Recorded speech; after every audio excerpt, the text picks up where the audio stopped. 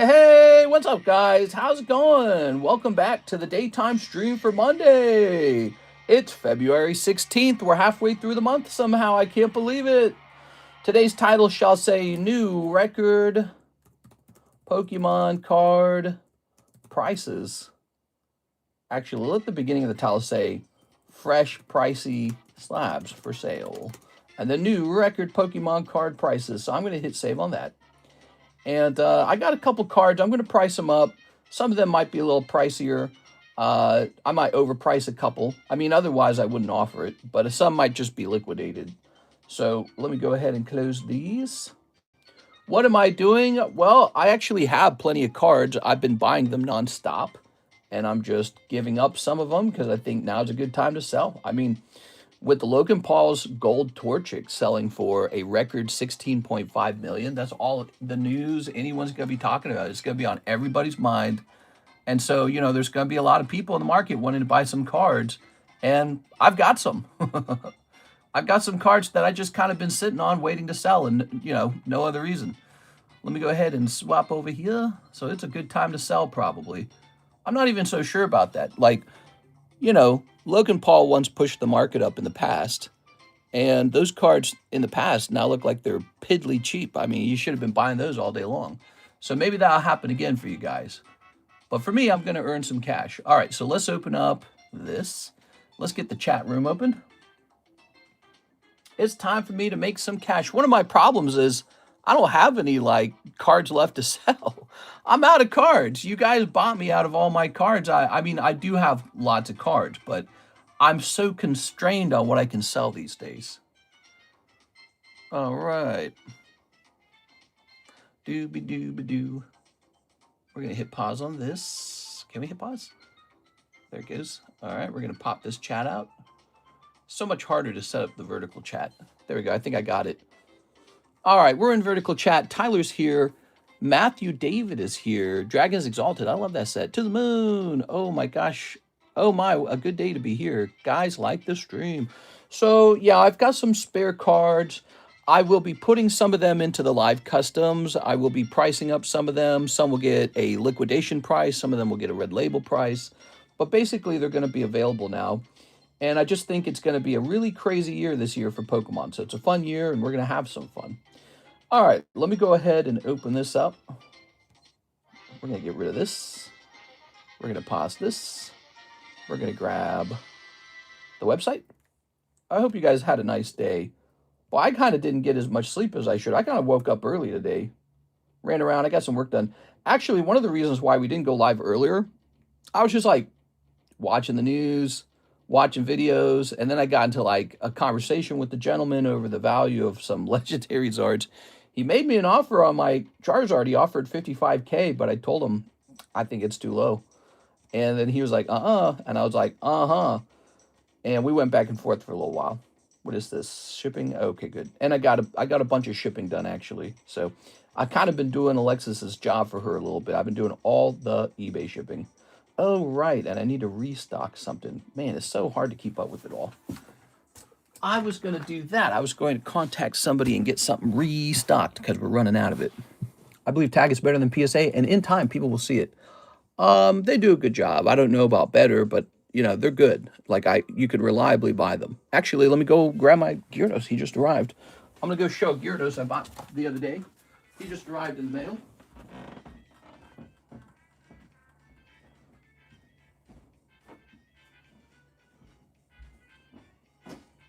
All right, so here we are.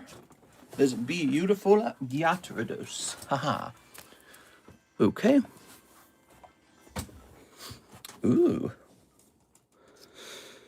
Really nice. Look at his score of 960. Isn't that awesome? So this card has actually a pretty high score. And the funny part is I paid less money for this than I would have paid for the PSA 10 equivalent, right? So we talked about this at a different stream. Let me go ahead and scan this. Scan. Pretty interesting, huh? Beautiful card. Yeah, I love that you can see the card with their scanner, but let's go ahead and zoom in. You know, it's pretty hard to grade these XY ear cards because they have so many flaws. And clean, clean, clean, clean. How good does that look? Very nice. All right.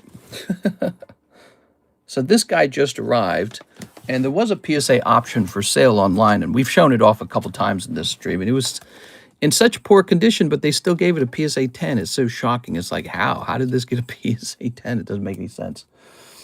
Grade-wise, I believe Tag is more likely to give the card a proper grade compared to PSA is what I mean, mister. Sure, sure, sure. Well, that sits well for people who are trying to buy a Gyarados. Man, look how nice that is. Or buy a Tag-graded card. Look how nice that is. So I can set that there. Now, you see some slabs in the background. These will probably be priced up. These are booster pack slabs. I have to do a calculation on them. It's not 100% that they'll be sold. If it suits me better to crack them out of the holder and then to do a pack split on them, we'll do that instead. So the pack split will be part of the decision here. There we go. Put this away. Put this away. I'd like to show a beautiful break we've been running. So this guy right here, the Light Arcanine 9. So it's a PSA 9, not a PSA 10. It's half full.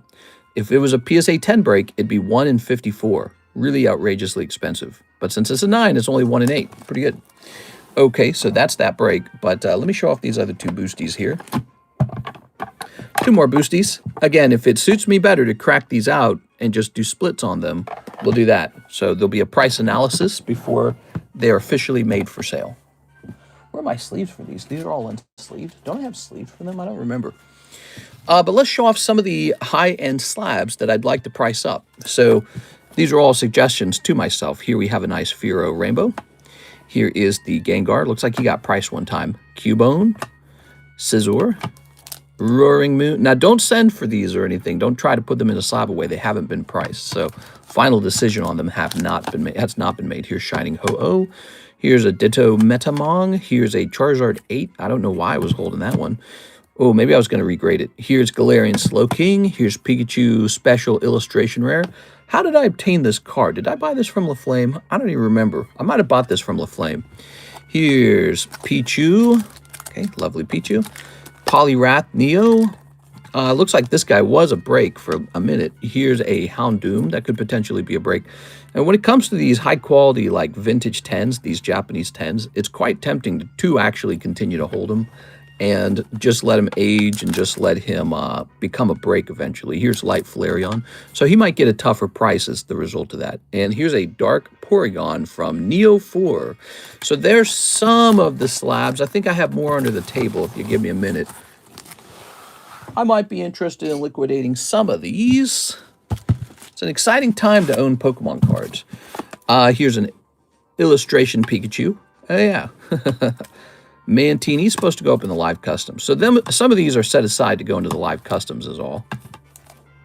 All right, we've got Umbreon 10. He needs to go in the Poke Shuffles. SpongeBob needs to be listed on eBay or sold. It's a nice Gengar. Here's a Quillfish, a Tora Karuta. Here's a Beedrill. Here's a Snorlax. Here's a Pikachu. Hey, what's up, guys? I think I would have an extra 1 or 2 of mine, but my card got skimmed. I didn't change it on here. What happened? Something happened? Grade-wise, I believe Tag is more likely to give the card a proper grade. You sell packs. Been looking for Dragon Frontier. Yeah, I do sell Dragon Frontier packs, although I'm questioning myself if I'm pricing them right. Here's Hisuian. Here's Sylveon. There's been some record prices set today or after last night. If you guys weren't listening to the Pokemon news, another Gold Star card sets a record price. Actually, 2 of them. Gold Star Pikachu sells for $150,000. Can you believe that? I wish I had bought one back when they were cheap. They were always like $10,000, $15,000. And I could have bought one, but I was like, I ain't paying that much money for a Pikachu. Oops, big mistake. Here's Detective Pikachu.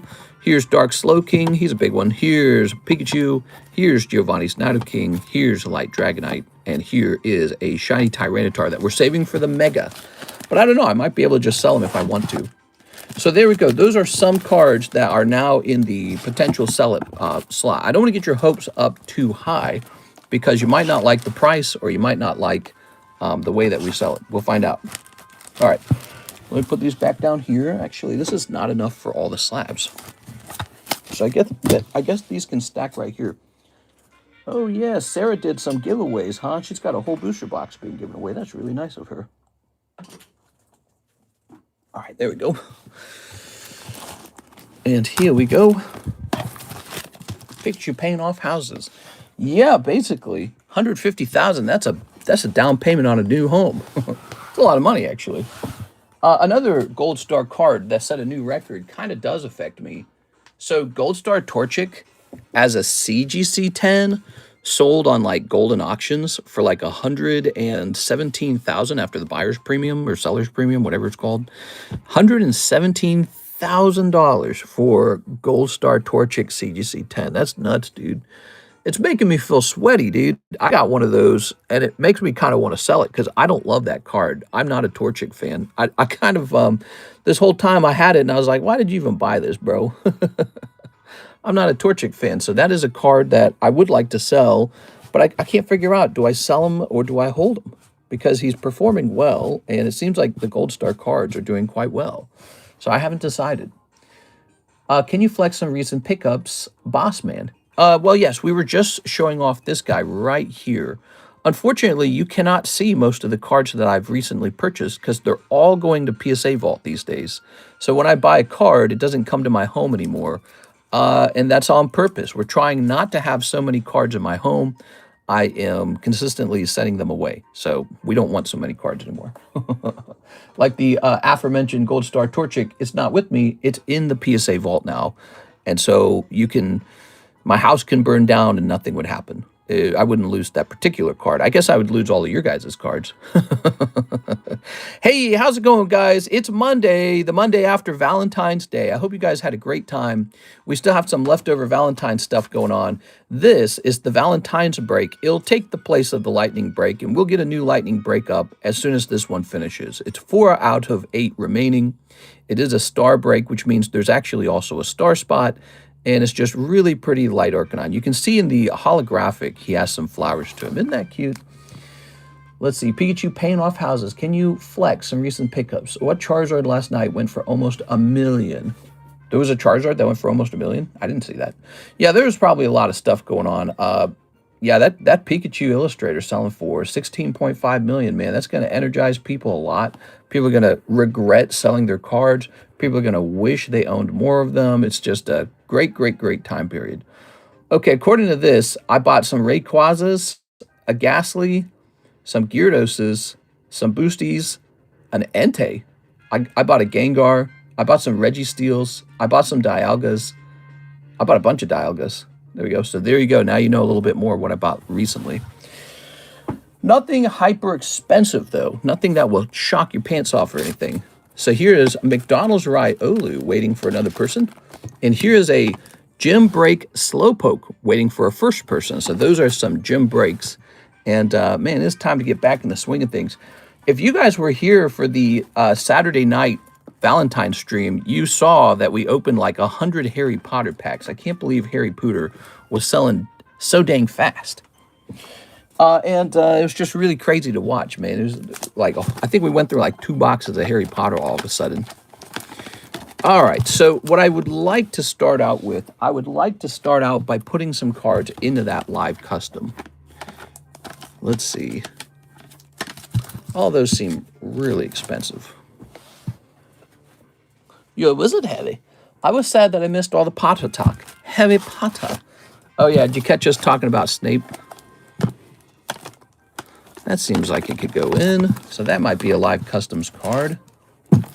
Was it going to crack and regrade that? Was that the idea? This card needs to be put into the Poke Shuffles. This could be a live customs card. Quillfish, huh? It's interesting. I think he's expensive. Live custom, live custom. Here's a Mewtwo. All those could go into the live customs, I think. All right. It's a great time for Pokemon. Pokemon. What's up with this guy? He's got a great swirl. I didn't expect for this to do so well. How did it grade 8, though? No, I can see that it's a flawed card. It's got some edge issue here, and it's got a little smudge right there. Can this card be cleaned? I think even if it was cleaned, it would still be a 9 just from off-centering. So I don't think cleaning it's going to save it. Is tagged better than CGC? People are liking tag grading. I don't want to call it better than this or better than that. It's an option. Like, look, I just bought this. Would I buy a CGC Pristine 10 version of this card? Sure. Would I buy a PSA 10 version of this card? Sure. It's just an option. So if you see one you really like, go for it. Here's a Gabriel Gallegos, 2 spots in the Valentine's break order. You got it. So this card could end very rapidly, guys. You could miss out on this beautiful Arcanine. Gabriel Gallegos just took 2 spots, which means 2 spots remain. Okay. Read my message, says Pedrick. You sending your cards away makes you lose the wow factor for you having a great collection. That's what made me start to watch, too. Your great collection, now you're sending it away. I mean, I still own it. It's just, it's in the vault, and, you know, the wow factor is great, but I also am going to feel wow when I'm not worried about some sort of catastrophic event where I lose everything. So splitting my Pokemon card portfolio up into multiple places is the way to go. It's just part of the game. And now you're going to have to be wowed by my vault collection. You're going to have to say, wow. But having it all in one place, you're just asking for a catastrophe. So, yeah, I was doing a security analysis, and it's like, yeah, it doesn't matter how many vaults you have. Doesn't matter how much third-party monitoring of your home that you have. None of that matters if a tornado flies in and blows everything away, or if your house catches fire and it all melts in the vaults. You know, it just doesn't matter at that point. So I was like, oh, okay. So, yep, time to split those cards up into new locations. What Dialgus did you buy? I can't say. I bought a couple, though. All right, so, oh, yeah. Look at those pretty cards. We are going to go ahead and toss these up in the live customs. Now, these haven't been priced in a while, and I really like these, and I was waiting for them to go up in value, and I don't know if they did, but I'm not really going to bother checking. We're just going to set them to a price that I'd like to sell them at, 100. Set them into live customs, and then if you don't like them, you can re-roll them. Yes. So that's why these weren't sold, is because I kind of just wanted them to age first. All right, so you'll be able to roll $100 of value if you'd like to not own the cards. Let's get these started. 1, 2, 3, 4. 1, 2, 3, 4. There we go. The live costumes, very popular. People have been loving these. Okay, why can't you say? It's really annoying, but it's like if I have something that I like to buy, like to acquire, and then I mention it, everybody just goes and copies me. It's like super annoying. And then when I turn around to go buy another one, it's like double the price already. And so I don't talk about what I'm buying until after I'm done buying it. Here we are. As if there's something I really, really, really want, I won't tell you at all. You won't even get a hint. You won't get a hint for a long time. Here we are. So I don't like being copied. All right, here's Volcarona, and here's Kyurem. So some bonus poker cards going in. Oh, yeah, the poker cards remind me. We got to get that binder break done. It's got 1 spot left. The binder break has 1 spot left, everybody. 1 spot left on the binder break. Okay. So here's our Suicune at 215, number 215. 215. Suicune. I've been hearing some really good reviews for the new Pokepia video game coming out. Have you guys been watching that? Pokepia? It's like a Pokemon Animal Crossing or something like that. How cool is that? Yes. All right, now the Raikou is number 218.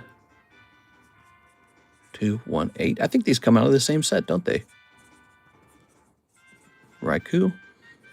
P10. Read my message. Dragonite EX Delta Species Dragon Frontiers Hollow. Would you buy it? Let me read that again. From Dragon Frontiers. I'm trying to remember that one. Is that the one where he looks like... Do you mean Delta Species? There's a Dragonite from Dragon Frontiers? I don't remember that. Is it like an EX? Is that why I don't remember it? I didn't really focus on the EXs. I focused on the... I focused on the reverse hollows from those sets. We are. All right, cool. And I think that did very well for me, by the way, because they were undervalued. So I was buying undervalued 10s. All right, look at this lovely Mewtwo. Let's check out the queue real fast and see where we're sitting on the queue. We have Miss Kayla Taylor. 5 more Harry Potter packs. Welcome to the Harry Potter channel, where we open Harry Potter 24/7. Ooh, heavy putter. Okay. Do-do-do-be-do-be. Now, the only problem is we're about to run out of these. We are. So they're nearly gone. Ooh, rat. Very nice. Harry Potter is giving Dobby a Glocky. Dobby is free. Harry Potter. All right. Cool, man. We've got Colin Greavy. He's so boring, Mr. Greavy. Hey, guys, I see you're hopping in the channel and watching our live stream. Why don't you take a second and smash that like button for me while you're here real fast? We're opening up an order for Miss Kayla Taylor, and when the queue is empty, I'll go back to playing around with these fresh slabs, okay? So I know some of you guys might be interested in those slabs. I was kind of hoping to get them priced up before I went live, but I just ran out of time. I talked to too many people, man. I've always got a couple people that want to or need to talk to me, you know, whether it be through email or Instagram or Karis needs something, you know what I mean? We are. All right. You got a Ron Weasley again. Ooh, Ron. Does this card set have a chocolate frog? I don't think it does. I don't think I've ever seen that. Heavy Putter himself. Ooh, Heavy Putter. Dude. Please no more Rons. You're getting a Ron, and she's getting a Ron, and he's getting a Ron. The new Harry Potter movie is sparking more interest. Is it? Oops. All right. There's Hermione. Okay, you pull a Hermione. Very nice. Harry Potter. Harry Potter. All right. Thank you so much, Miss Kayla. Doop-a-doop-a-doo, You've got a very full box now. In fact, I don't think there's any more space in the box. I think this is the end of the space. Wow. So interesting. We have a new jumbo pack break. The new jumbo pack break has started. There's 2 people in it already. So that jumbo pack break goes off pretty fast, doesn't it? Let's rotate some slabs here. We have a lovely Old Maid Snorlax. I got some of those Old Maid cards graded just so that you guys have a chance to see them. I don't grade them all the time, but I did this time, didn't I? We do have an order from Mr. Mike Side, 10 Harry Potters. Okay, I think Harry Potter's sold out. Don't buy any more, guys. I believe we're sold out of it. Have it 1, 2, 3, 4, 5, 6, 7, 8, 9, 10. Wow, exactly 10. That's the end. Harry Potter is sold out. So we'll be removing this from the menu now. I'm sorry, there is no more Harry Potter. You guys just watched the end of the Harry Potter card. We're officially sold out of that. Where did I have it? Was it under other card sets? Here it is. Harry Potter KU, $3. So that's gone. We're going to hit save on that. Wow. We're in a new time period, everybody. We're in the post-Harry Potter time period. Oops. Mike's I got there before me. I've never seen Harry Potter cards. Dobby has 2 golden snitch. What? All right, we're snipping this. How's it going, everybody? Happy Monday. It's the Monday after Valentine's Day. We're halfway through the month of February. Are you guys getting good weather where you live? We're getting unbelievably good weather in Missouri. Missouri has extremely nice spring and fall weather, by the way. It's just the summer's too hot and the winter's too cold. But the spring is oh so good. The spring and the fall are excellent. So we're coming out of that really cold, icy storm and into 65-degree weather. It's pretty remarkable. And pretty soon the flowers and the trees are going to start blooming. It's going to be really nice. We are. Ooh. Harry Potter. Okay. It's all right, but it's kind of dry. There we go. In fact, it's almost too warm in this room. I'm ready to open my door. Here's... It's cloudy today, and it's still too warm. How crazy is that? It's because the cold air is not cooling the house down at all. In Rhode Island, one day it's freezing, one day it's sunny from 10 degrees to 60 like nothing. Yeah, that can happen in a place like, ooh, here we go. What do we got here? That can happen in Missouri as well. Ooh, oh no! She was in the last round, Miss Taylor. I'm so sorry. Mike's side sniped you. Oh, man. He sniped you good, man. All right. Let's see what else is coming out of here. I mean, you did get some Hermione's. It's just, that's a really nice one. No! I'm sure Mike's side did not intend to snipe Hermione. He would have accepted a Ron Weasley. He would have accepted a Ron and been okay with it. He just got very lucky this time. I'm sorry. All right. Give her the Hermione. Are you sure? It is yours. You don't have to share it. It's not like that. I mean, it is your card. Anyone's allowed to buy because no one knows what's coming up. We are. All right. She gone woke. Oh, you're talking about Hermione? All right. He is Harry Potter. All right. Hermione. How old is she now? Okay. He says, Mike is a sweetheart. Mike says, yes. All right, I'll do it. You guys are bafflingly generous. There we go. Oh, we've got one of these. Boop. We'll sleeve this. Sleeve. Look, this is a way cuter couple.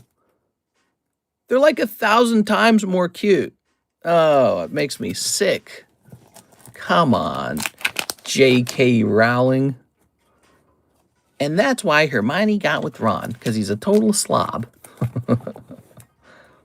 What was Ron even about? Being too emotional? Being kind of like second fiddle to Harry Potter? What was his deal even? We are. Here's, I could get if she, like George Weasley, he's cool. That makes way more sense. The Weasley twins were cool. They were like, you know what I mean? They were like alpha chads. They were out there rebelling against the teachers, starting their own business, fighting to the death. They were chad as hell. But Weasley's whiny, dude. That guy's like on the verge of tears all the time. Here's Minerva. Ooh. All right, one Minerva. Ron has no soul. Ron chewed on crayons, I believe. Yeah, like when Draco Malfoy is making fun of Ron, I was like standing right next to Draco laughing because I was like, the jokes were landing. I thought it was really funny, actually. Here we are. Toss this away. Now, what do we got? Ooh, one Hermione. Apparently a gift from Mike's side to Miss Taylor. Okay, we'll put the rest of these into your bag, Mr. Mike's side. I get in here yesterday, and you're talking about Harry Potter characters, and now you're back on it again. Yes, but you won't hear it anymore. This might be the last time you hear it, because we are sold out of these Harry Potter cards. We are sold out, so you will not see this anymore. Crazy how this product really didn't sell for, I don't know, maybe like years. And then in a week, it's sold out. How does that work?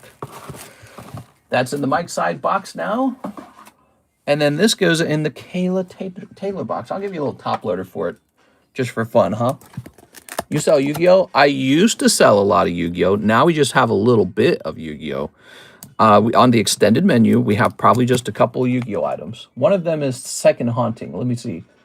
So it's called... Oh, that's the rules. Be sure to read the rules, guys. If you're brand new, you'll want to read the buyer's agreement. Yu-Gi-Oh! Ghost of the Past 2, 8.5, $8.50. And then we used to sell Rarity Collection, but that is sold out. Actually, I think the last pack of it went in here, didn't it? It's the last pack of the Rarity Collection in here somewhere. There it is. That's the last pack of the Rarity Collection. You could probably buy it for 8.5 if you wish. I'll remove it from the Jumbo Break and replace it with something else. I don't think this channel is full of Yu-Gi-Oh collectors, so no one will probably even notice it. They'll be like, eh. Put us all on. Mister, we don't follow rules. We are a cult. We make our own rules.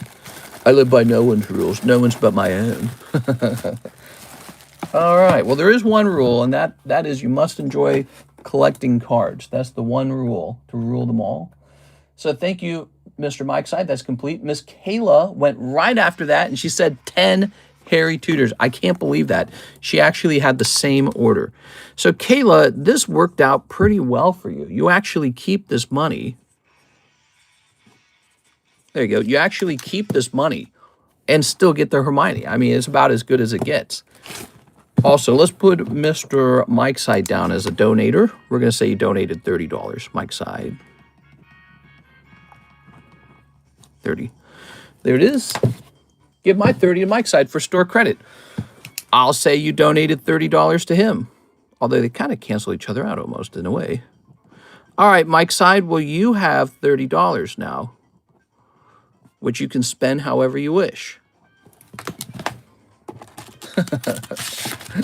That's a good deal. I mean, you ended up getting what you wanted. I think that's the most important part. All right. Mike's side. That's very nice of you. Very classy. Both of you guys being very classy. So classy. Whew. Mike, go against me and Rye. Oh, gym break. You know you want it. Ha-ha.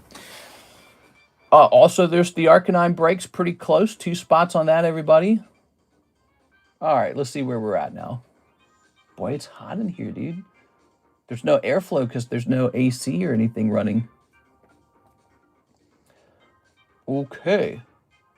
Let's just check the website for orders real fast, okay? We're supposed to price up some new slabs, but I don't want anyone waiting in line for too long, so we're just taking care of any orders that pop in. Here is Mr. Alex. Mr. Alex. 1, 2, 3. Ta-da! Is Mike's side still here? Can we get one last Avada Kedavra? That's always fun. Okay. Ta-da! Snipping time. Snipping time. There we go. I don't know what we're listening to. I reset my laptop because it was bugging out last time we were live. Oh, cold. You didn't have to, Cat. Thanks. Marshadow. Excuse me. What did I eat for breakfast this morning? Oh, yeah. We had Indian food last night, and we let it sit out all night. And then in this morning, I ate cold Indian food leftovers with cold, dry rice because it sat out too. It was horrible. And now my breath smells like Indian food and I'm coughing. All right, so here, because Kara likes Indian food. So she's like, let's get Indian food. Yeah. Here's an expensive card you can purchase right now. This is the Queen of Spades, Lily and Lunala. There's a nice manga break with Nami in it. All right, so if you guys didn't know, one of the first things you might want to do is you might want to check out our expensive slabs channel in our Discord server. If any of you guys are here to see a pricey slab, here is a QR code link to Discord. You can scan that. Additionally, you can just scroll to the very bottom of the description. You'll find the link there too. The reason you'll want to head over there is if you look up the Pricey Slabs channel, you'll find expensive slabs that are already for sale that we already priced. So these are already for sale, like this Spectra Jolteon, this Jack of Clubs Lily. Here's a Team Rocket Tyranitar. Lots of these poker cards. You know, I have a lot of them. I sell a lot of them. I sell an enormous amount of the poker cards. Here's a Dark War Turtle for about half the price. Cobra Rainbow Hollow from One Piece. This is vintage 2002. Here's Palkia 7.5. Wow, that could go in the live customs. I feel like it should. Yeah, I feel like that should be in the live customs right now. That's a cool card. Here is a Haunter vending series for $3.25. This lovely Cubone for a cheap and affordable $500. He just graded 10. He's English Cubone, one of the saddest Cubones. A little Squirtle Poker. How's this guy in there? This is a pristine 10 for only 90. That shouldn't be in there. Too cheap. Too cheap. Mr. Eats Indian Food. Clip. Here is Lantern, which probably needs to be looked at again. I think this is an old price. I don't know if it is. Here's Metagross. Here's Pikachu for $300. That feels too cheap too, actually. Here's Joker Professor Oak. Here's Megaladios. Here's a Pichu. Oh, we have one of these. We were going to sell one. So that's $750. Kingdra, Voltalam. So I'm just taking a second and I'm showing you off what we already have. These are all already for sale. Here's a nice pristine coughing. Here's Abra 200. Here's the 2 scissors, $600 for both of them. A little pricey, but you get gold and silver part 2, and they're like pop 5 or something like that. They're like mega rare. Vending series Charmander, Checklist Cardos. A lot of odd ones. You notice over time, it's the cards where you have to really appreciate that they're unique and rare. Those cards end up being the ones that are still available. It is, but they all eventually find a home. It just takes a little longer. Pokemon's that popular. Actually, I'm a little surprised this one hasn't sold. I think if I listed this on eBay, this one would go. Rainbow Spectra Jolteon. I mean, that's pretty good. All right. So there's that, but in case you didn't know, there's all of these as well. So let me show off a couple more. I can't even pick them up. There we go. I'm going to drop them. All right. A couple more. This is called Fanciful Flight, and I just made the sleeve all crinkly. I'm so dumb. But you can see I'm not giving that card up too easily. Here's a Crystal Guardians Wigglytuff. That's serious business. Aerodactyl, first edition pre-release. Pristine. Really nice. This is serious business. Dragon Frontiers Lickitung. This is serious business. Pristine Chansey Japanese base set coin. That's the base set Chansey. Cloud Opus 1, Wave 1. And it's an actual Wave 1, because a lot of them are not. Giratina Unified Minds for a lot of money. Pristine Iona. Here's Inteleon Pristine. Those Pristine cards are pretty hard to get. Jolteon 10. That probably needs a price update. Here's Frostlass Staff. Typhlosion Staff. Some of those might be outdated. Pristine Electrode. Yeah, like this one's outdated for sure. Look at this. This is a beautiful Halo 2 cover art. Here is a Giratina half deck. I don't know if that's accurate. That seems too expensive, but that's what the price was for the cheapest buy now when I looked it up. Here's Clefable, and that's what we based these off mostly, so we just look up cheapest buy now. Occasionally, I price a card how I want to price it. It's called price to hold, meaning I know it's a little too expensive, but I don't really want to sell it. When you see that, there's a dead giveaway. It'll have a red label on it. So that's the giveaway, meaning it's a little overpriced. Some people buy those anyways. To your surprise, they buy them anyways, but there's a good reason for that. It's because they actually put them up into Slabaway. Slabaway is our little feature where you can pay a card down over 6 months or a year if you need a year, because we can set that up for $20 to have it paid down over a year. So a lot of people buy cards from me that way. All right. Any Battle Miracle Cardos One Piece? I do have some of that, ungraded. I'm working on it, actually. I don't grade it all at once. I just grade a little bit here, a little bit there. So yeah, we've got some of that. All right, we have a little order here. Mr. Alex says, one more Korean Eevee. Let's grab that real fast. So we took a second there and showed off all the pre-existing pricey slabs we have for sale. And it's kind of crazy. Like, if they don't sell, it's no problem because their price just goes up. It's actually really crazy right now. Pokemon cards are so crazy. It's like, oh no, no one's buying this. It's like, I guess I'll just enjoy appreciating assets. It's like really weird. It's, you know, if this was like Walmart or Target and we had bananas and they weren't selling, it's a catastrophe because they're going to go bad. But also if we had like a clothing line and that's not selling, that's a problem too, because you make all your money on the flip. You got to sell it for 10 bucks, you produced it for $5. Pokemon cards don't work that way. You got a nice Pokemon card. Maybe it's Mr. Mime and people don't all love Mr. Mime. And he's like $200 and nobody wants to buy him for $200. And you're like, all right, just put him in a box and put him away in the closet. Then you bring him back out and he's $400 now. It's like, wow, I guess it's not a problem he didn't sell. That is such a bizarre product to own, you know, where you don't sell it and it benefits you. There's got to be like nothing like that in the world. Maybe gold. So if you're like a gold silver shop and you didn't sell through all your gold and silver this year, I guess that's not a problem because now it's all like 30% more valuable. Isn't that interesting? So these are some really strange items. All right, let's get started on pricing up one of these. By the way, I also want to just show you guys, we've got this Jumbo Pack Break, which has 2 people in it currently. There it is. Fresh round of the Jumbo Pack Break. $40 to get into there. And the Binder Break. Ooh, the Binder Break. There's only 1 spot left in the Binder Break. Brett's in there. Nicholas is in there. Alexandria's in there. And then it's just tons and tons of cards, which I feel I've shown off a million times. It's like nauseating how many cards are in here. It takes like an hour to show them all off. But there's a lot of cards in here now. That guy's nice. Yeah, I can put my hand in the right position here. Holland Phantoms, that's cool. Now, Holland Phantoms won't grade 10, okay? I just let you know that because that's a pretty expensive card if it could grade 10. If that card could grade 10, I'd have just bought a spot in here already because it'd be outrageously undervalued. You know, because that card would be like $500 as a 10. That's nice. This is nice too. I like how those are next to each other in the pile. Some Karutas? No, it's Torukas. I can't remember. Ooh, yeah. We got a first edition Magmar in there. That's nice. Here's another Magmar. Should put those next to each other. They look cool. So there's a whole pile, $40. You get 1 in 4 chances to pull the pile, and it's just a bit of fun. this is the 5th time it's going off because there's already 3 people in here. So when we start a fresh one, it'll be round number 6, showing you how popular the binder break suddenly is. Just a whole bunch of ungraded cards. You can grade them yourself. You can put them into a binder. You could resell them all as singles. You know, you can do whatever you want with them. They're yours, not mine.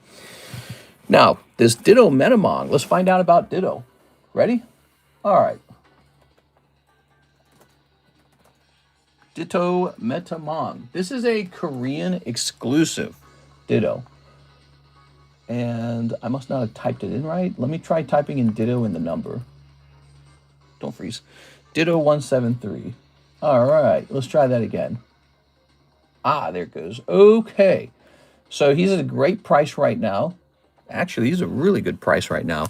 We're going to set this guy up on the table to be purchased for $200. Open a magic pack. We do own Magic the Gathering. It's you got to kind of scroll down the description of the YouTube live stream. If you scroll down the description, you'll see all those magic packs for sale. We have some pricier ones, actually. Some Lord of the Rings and some of those Fallout packs. Remember, the Fallout packs came out when Amazon's... It's Amazon, right? I'm trying to remember. We are. It's their show, right? Where do you watch that show on, like, Amazon Prime or something? The Fallout series, which apparently gets a lot of good ratings. I watched the first season. I haven't watched the second season. That came out, right? So he'll be a nice $200 card. He's really cool because he's a Korean exclusive, meaning he didn't get printed in other languages. Whenever that happens, the card tends to be underprinted. It's not enough for everybody. There's Panini Harry Potter. There's 1999 DBZ Panini stickers. I can get more Harry Potter. That's no problem. We can definitely get more Harry Potter. All right, here we have a beautiful Gengar. Boy, he definitely feels like he could just go up into those boxes. We're going to go with... oh, those are in Japan, actually. Okay. We're going to go with $80 on this guy. Here he is. Okay, so we've got a lovely Gengar.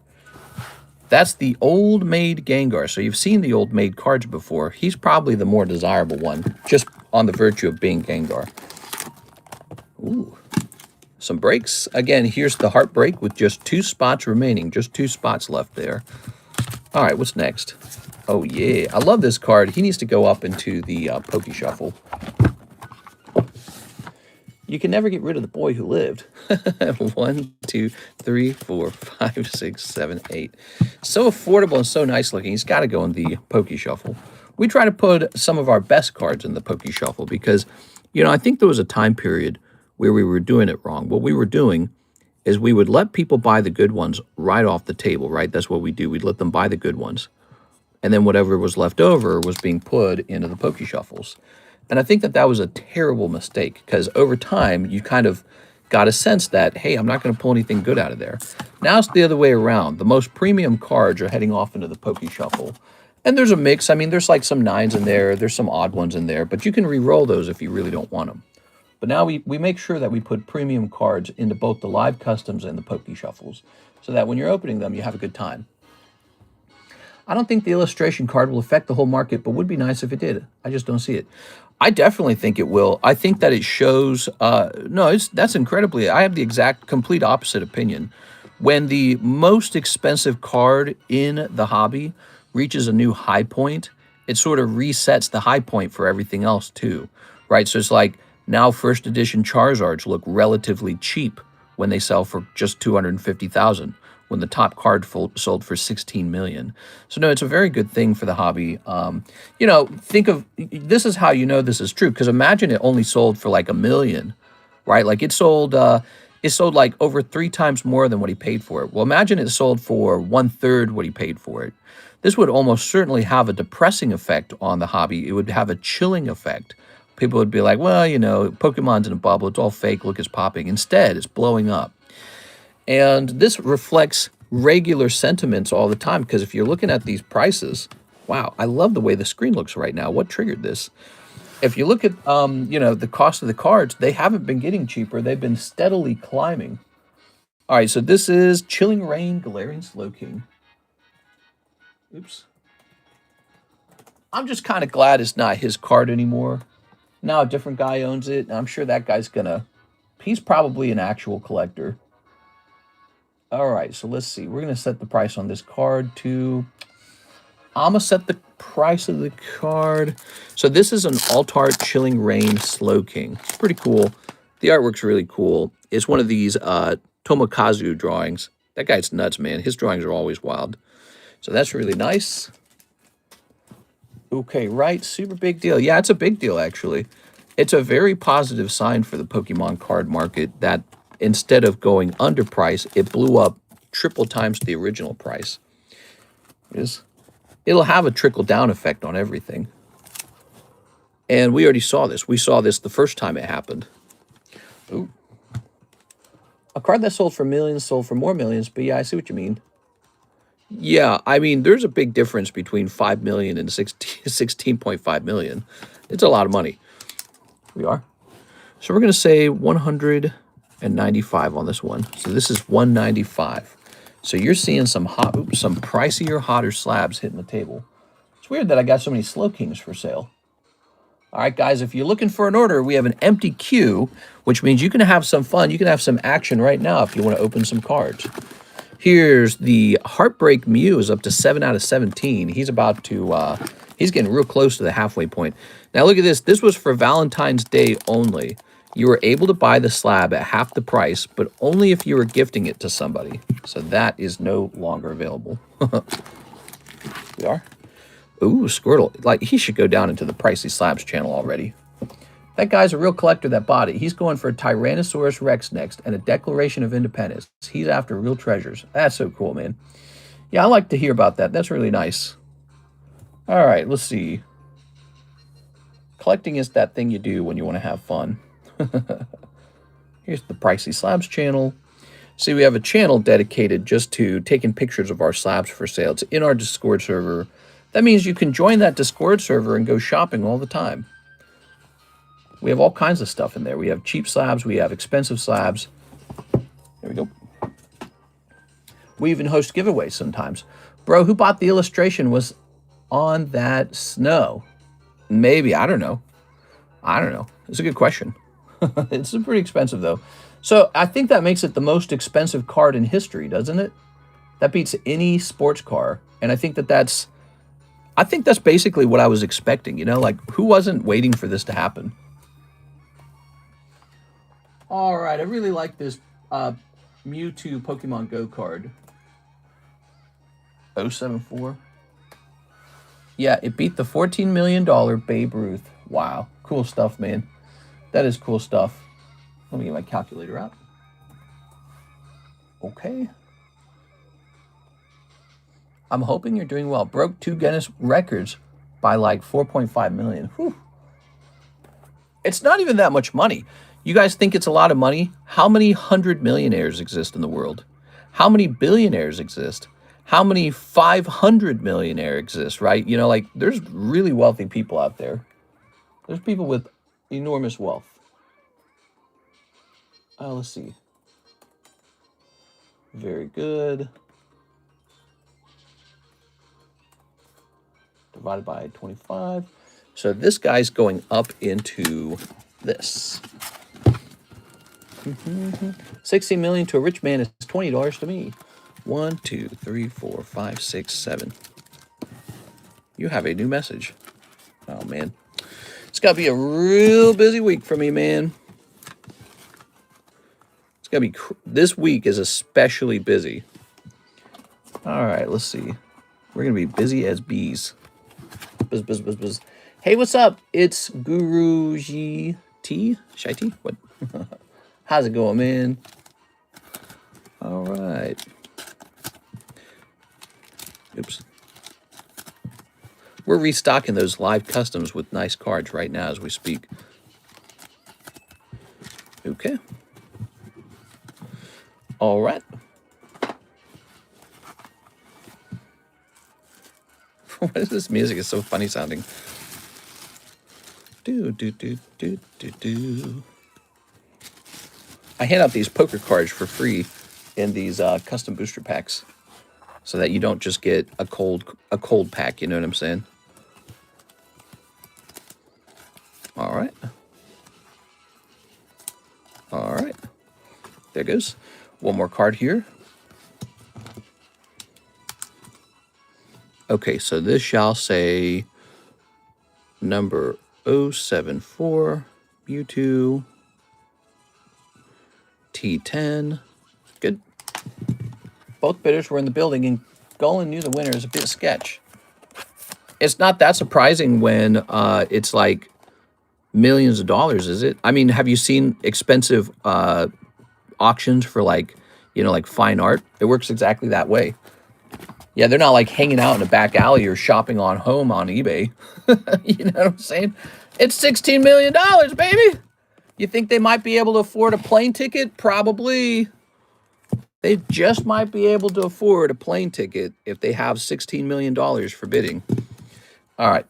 That going up here. Yeah, they're not too poor for a plane ticket. And if you're going to buy something for $16 million, you might as well commemorate it. Okay, hold on. Let me go ahead and rotate this. They were in a war for the card, so there's people out there that do want it. So I think it goes higher if ever sold. But I think it's forever home. I think so too. Oh, the pack split. How many people were left in the pack split? I don't think it's all the way full yet. Hold on, let me see. The pack split. Beautiful, beautiful chance for some high-end hits in there. It's got 6 people in here. 4 spots left in the Ancient Origins pack split.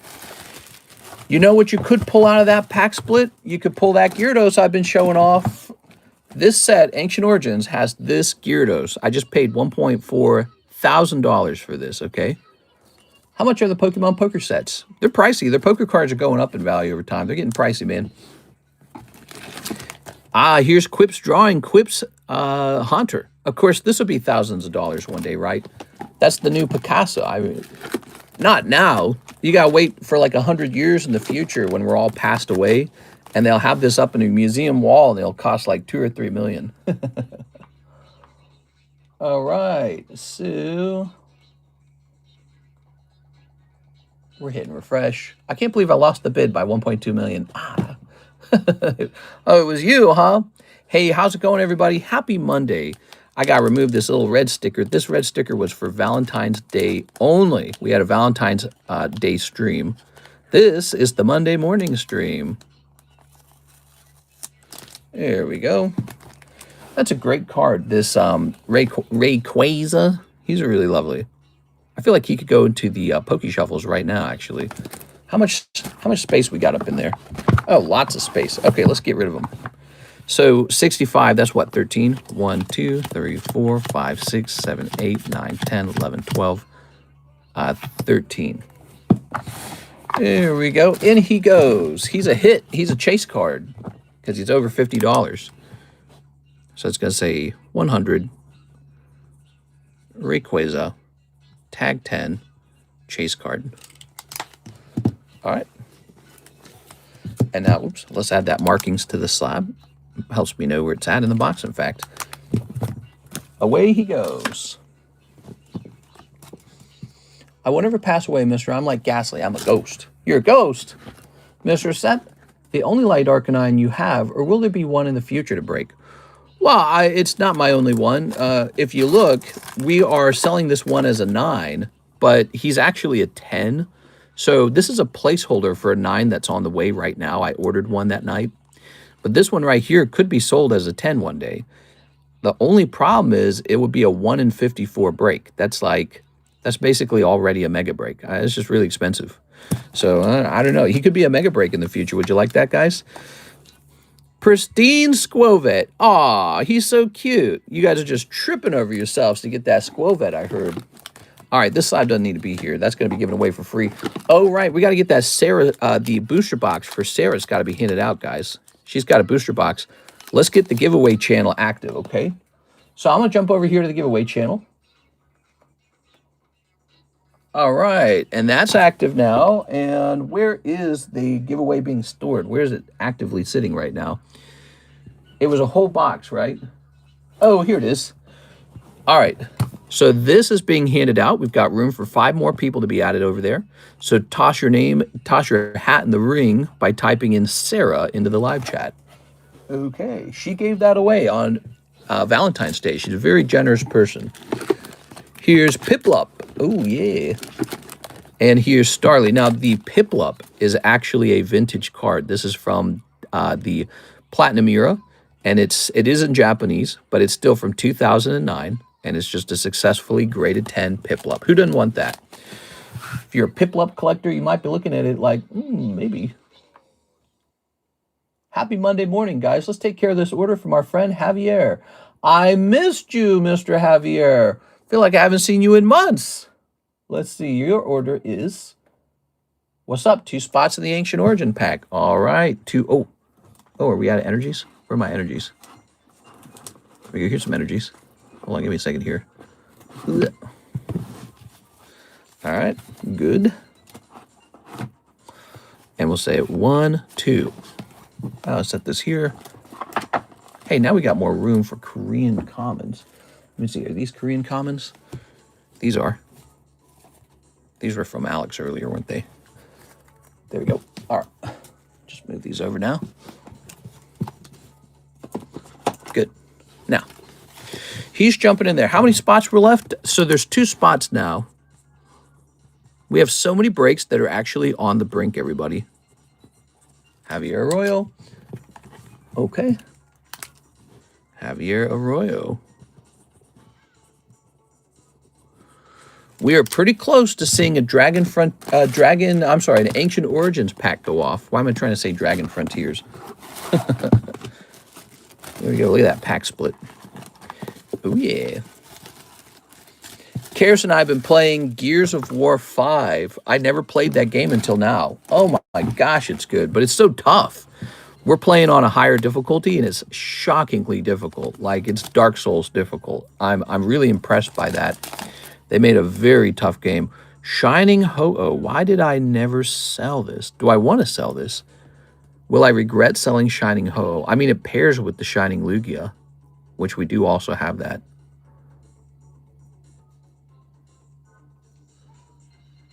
He's so nice looking. I don't want to sell him, but I got to sell some stuff. So let's get a price. I can't tell you I'm going to sell stuff and then just keep it all. That's not good. That just makes me look crazy, right? Let's see about this one. That's Shining Ho-Oh SM70. Oop. Don't say Dark Souls difficulty. Dark Souls is easy. Well, it wasn't originally, right? Nowadays, you're right. It is easy. It is easy now. Everyone kind of understands that game a lot more. But it's a game that punishes you is what I'm trying to say. So... here we have them. You ready?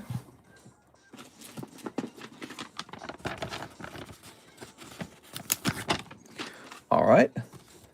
Is it grinding your gears, mister? Oh, it's grinding my gears, man. What's grinding my gears? Okay. Sent for a spot on ZELLE. So there's 1 spot left in the Ancient Origins.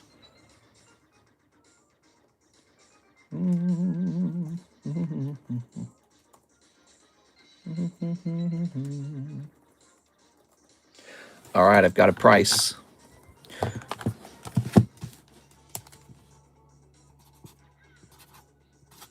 All right, so here we have him at $430.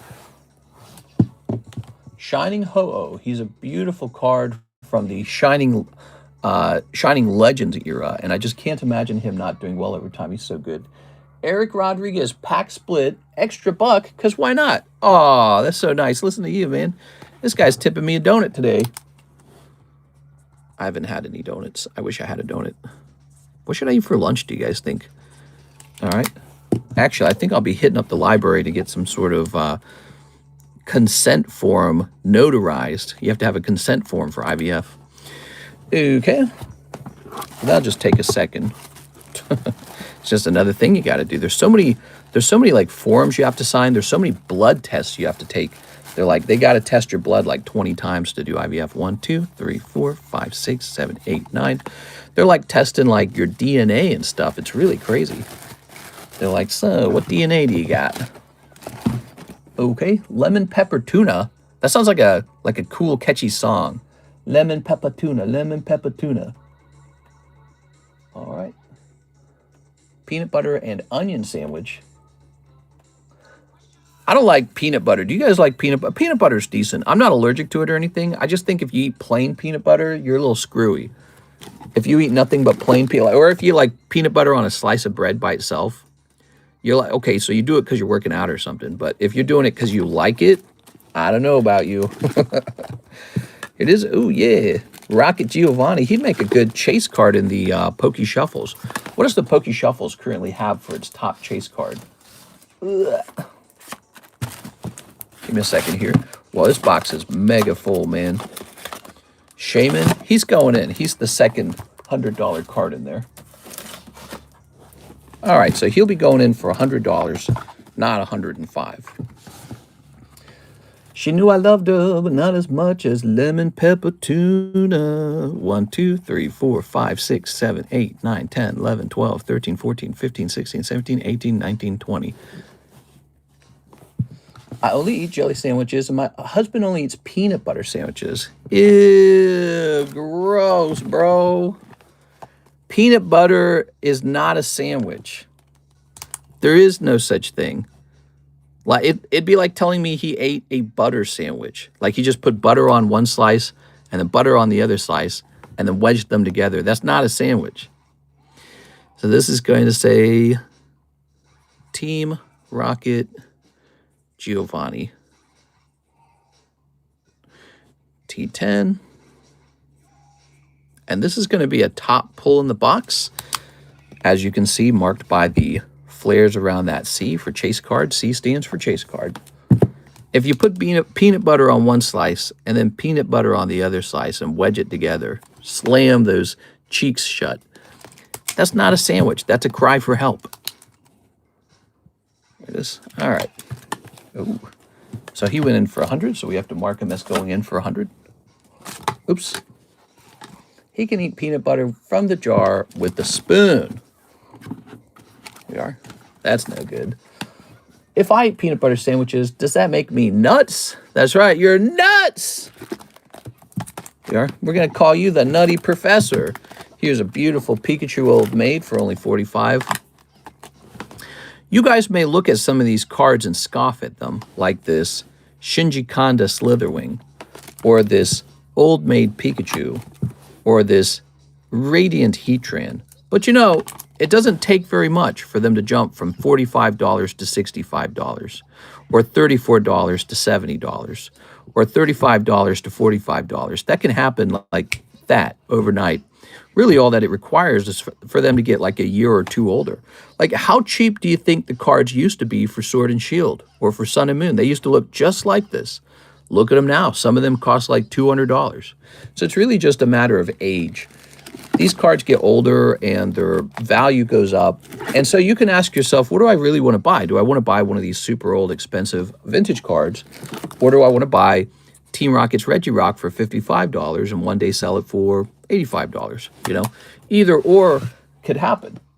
You know, and it's just as possible for an expensive vintage card to actually be overvalued, overpriced, because everybody thinks modern has no value and vintage is the only thing to hold. Oh my gosh. So you see that mistake in the pricing of goods. You saw that with Sword and Shield alt-arts. They were all underpriced because everyone thought they were junk and, oh, you better only buy vintage. And in the end, you know, you've got like now this Mega Rayquaza is pushing $2,000 by himself over time. It's like, damn, bro, it's pretty good. Now here's Venusaur for $198, or not $198. That's his number. That's his card number. Okay, how's this Venusaur looking?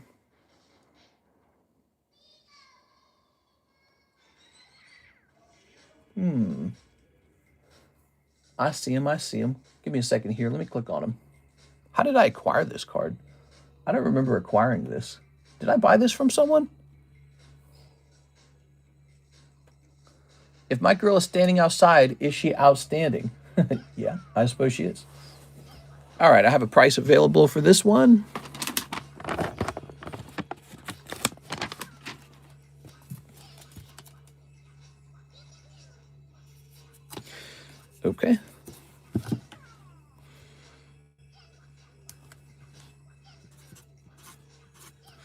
say 400 on the Venusaur. So we've got a Venusaur that's really lovely. And we've got a Shining Ho-Oh that's really lovely. 2 great cards. All right. Well, he's either buff or fat. Uh-oh. He calling your man fat. You can't talk about her man that way. That's not right. Man, I don't know what to do with this card. This card's just so amazing with that swirl, man. The swirl's too good. I actually do not know what to do with the card that has such a great swirl. Now, if you look carefully at it, top to bottom is off center. So it is at least a 9. But when I flip it around, what stands out to me, there's a little bit of muckiness right there. Now, that doesn't seem to be damage. That appears to just be muck. And then there's some muck here, too. So you've seen all that card cleaning crap. You almost wonder, if you're really good at it, could you take this card and clean it? Could you take this card and clean it? And it would have a shot at a 9, maybe? I'm not going to take that risk. I would rather sell it today as an 8. But man, that is really interesting. All right, you can see there's a slight warp to the card too, but that's pretty normal for a lot of cards. They have a really consistent warp pattern in them, and these slabs actually flatten them out. So you can flatten cards out pretty easily. But you see those guys doing card cleaning, and they're like magicians these days, you know. And I bet you they could clean this card. I bet you they could wash that gunk off, and that might tick it up to a 9. And yeah, that's like a mega swirl right by his head. That swirl, sell it by itself. Just curious, what do you want for it? So we would not sell this as an 8.5. This will be based off of whatever an 8 goes for. Those are my rules. When it's a half grade, unless it's if it was like a gold star card worth like $10 million or some crazy shit, then we'll consider it the half grade. But for almost all cards, we just round down. That's how we do it. So let me look at this Dark Charizard. Don't use the card cleaner. Nobody realizes that there's long-term effects on what you're using on the card. Sure. So close to the Ancient Origins pack split. Yeah, the Ancient Origins pack split is just one person away. It's $24, and this goes off. The binder break. You guys know the binder break. There's one $40 spot left. The jumbo pack break. There's 2 spots left on the new round. That's how fast it started to move. There's already 2 people in there. And the Arcanine, PSA 9 Arcanine, only 2 spots left. We've got like all these breaks right on the edge. So there's a bunch of them. All right. I got a real cool card. You know, I'm going to set this guy to the side for the moment. He's not going to be priced for now. So we'll price him in a minute, okay? Ultra Premium Charizard 8. What actually happened here? Why is this in my box and not for sale already? Did I reject their grading outcome? It looks really clean, except it's got all of these lips on it. I think what I wanted to do with this card was experiment with it. I think I wanted to take it and kind of roll the lips out and see if it can be turned into a 10 by just flattening it out, right? Like if you got a card and it can be flattened out, maybe that's all it needs. Flatten corners, regrade. I mean, even if it goes from an 8 to a 9, that's interesting. But imagine it went from an 8 to a 10. That'd be shocking. Top right corner lips look fixable. Yeah, there's like lips on these cards. It looks like a pretty clean card. I mean, it's just got these lips on it, and I think that's what's holding it back. That would be sad to miss out on the value of that card if it just requires some flattening. All right. We're checking over here for some orders. A little bit of a slow Monday morning. You should have seen Saturday night, man. It was crazy, man. People were going mega deep. Mega deep. We were up to our ears in card pack openings. People were just opening this, opening that. I think Mr. Brett was there. I think Miss Sarah was there. She was going real deep. Sarah was opening tons, man. Here's this beautiful Mega Swampert. Too bad it got a 9, huh? Such a nice card. Such a nice card. Mega Swampert. Look at that. Swampert. Mega Swampert. I feel like if I had that listed on eBay, it would sell. It would already be gone. It was a party. Fix it and send it with tag. It's because nighttime streams are the best. I think Probably also a lot of it had to do with the fact that it was Valentine's Day, so it was a holiday, and people were just being nice on a holiday. So we have this Roaring Moon. Ooh. Let's go ahead and get my duster out. Oh. Very good. Roaring Moon. Throwing that away. Let's see, we're running out of sleeves, are we? Is there a trade break? In fact, there are 2 trade breaks. There's one that's already got a person in it. Here's the first one, Ryolu. This is McDonald's Ryolu. You know the McDonald's Burger Chew that's super popular? Well, this guy's from that set, so he pairs with that Pikachu. And then here is the other one, just a simple old-made Slowpoke. Normally $45, but for some reason on sale as a break, $20. So this should be $22.50, but it's actually $20. I don't know why I did that. I think it's because I like nice round numbers mostly. All right, and maybe because I don't really care about a difference of $5. Here's Roaring Moon. You ready? So he's a beautiful card. This is an alt art from a set that people don't open very often. Let's see. It's one of those cards where if people aren't opening it, you're not going to see as many on the market over time because people never bothered. Roaring Moon 090. It's crazy that 9s are going for slightly higher than rolls for the Charizard from Phantasmal Flames. The rolls? McDonald's Larvitar would be a nice break. I don't know if I have that one. Oh, wow. So this card's really cheap. So this card's going to go, it's so affordable, it's just going to go up into the live customs as a live customs hot pull. So there we go. He going up there. I didn't realize he was so affordable. That's essentially what you do if you get a Modern 9. Crack and sell it raw. Okay. Is there a trade break? Yes, sir. Yes, sir. 2, 3, 4. Do we have a regular trade break? Is my... wait. His question is... Oh, I was thinking of the gym break. Oh, I'm so sorry. You said the trade break. My bad, dude. I think one of them finished, and we need to get a new one up there. Okay, Roaring Moon, 090, P10. And we'll go ahead and pop this in here. All right. Very nice. And this guy shall say this down here. Plopping that in there. So you guys have been watching me restock these live customs and Poke Shuffles while we have the free time to do that. All right. What do we got here? We've got Squovet. Squovet's rotated already. We've got this Queen of Spades. That's rotated already. Here's a new one on the table, this beautiful Gengar that could very quickly go into the Poke Shuffles or the live custom. I see we have an Alicia Brown order. Okay, guys, so the Ancient Origin split is over. Don't try to join it. It's already over.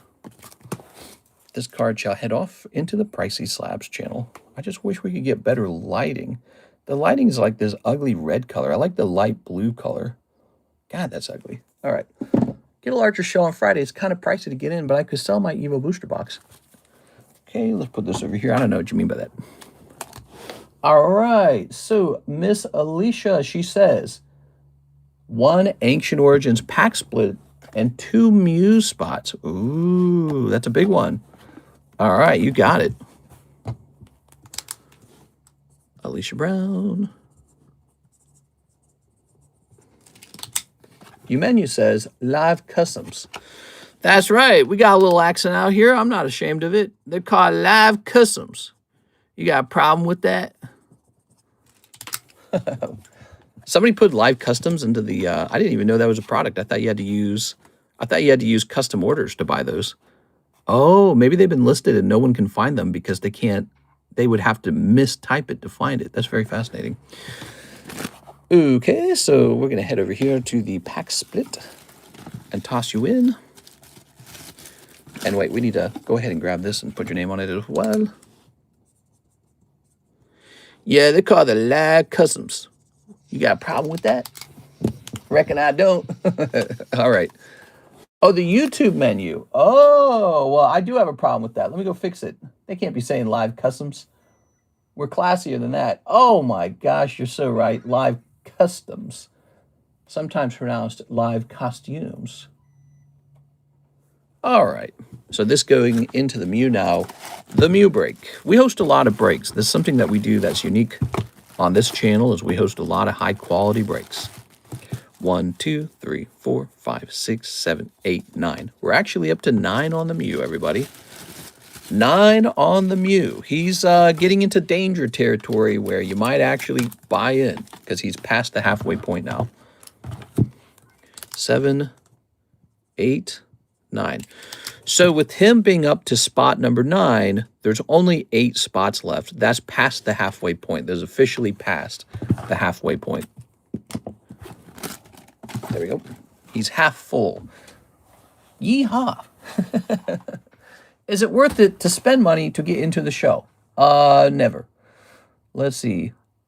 Valentine's break still going. Yes, sir. The Valentine's break is back here. It is this Arcanine 9. You can see he's got flowers in the background. He's just really nice. There's 2 spots remaining, and then he's over. And then he's over. Thank you, Miss Alicia Brown. Let's get the Ancient Origins pack split done now. All right. Here they are. By the way, did you guys know the Donkey Kong booster box break is up to 5 out of 10 people? So that's halfway done. Okay, 10 of those. Let's peel this out of here. What should be the next pack break, do you guys figure? Reckon. Trying not to say reckon. Wait. You still selling Burger Chew? Maybe. There we go. All right.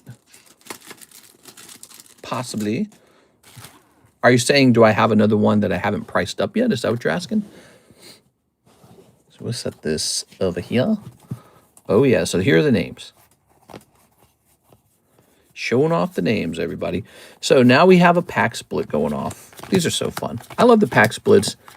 I especially like really old pack splits. Do you guys have a pack split in mind that you would like for the next one?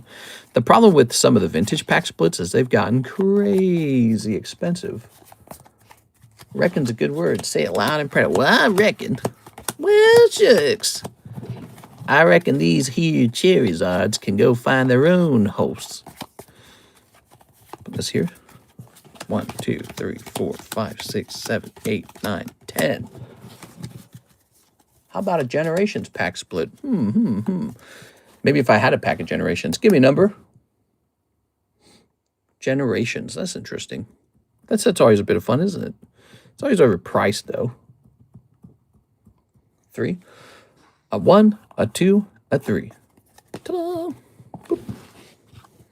What if we did a pack split on a booster pack of, what do they call that? Merlin 2 Pokemon. The one that can hand out the holographic Charizard. That would be interesting. Yeah, Merlin 2 hands out holographic Charizard if you're lucky.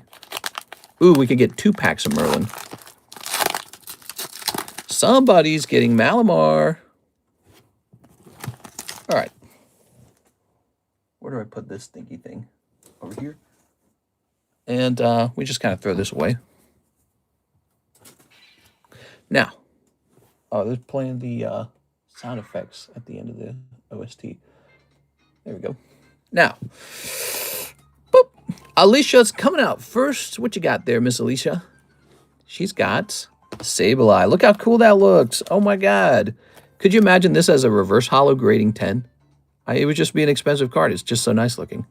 All right, so you got 2 spots in here, at least, Miss Alicia. Let's set this over here. Spot number 2. Javier Arroyo. Okay, Mr. Javier, you're going to pull. Lysandre. I'm sorry. That's not a super big hit. That is not a super big hit. He's going to be a stinky trainer this time. You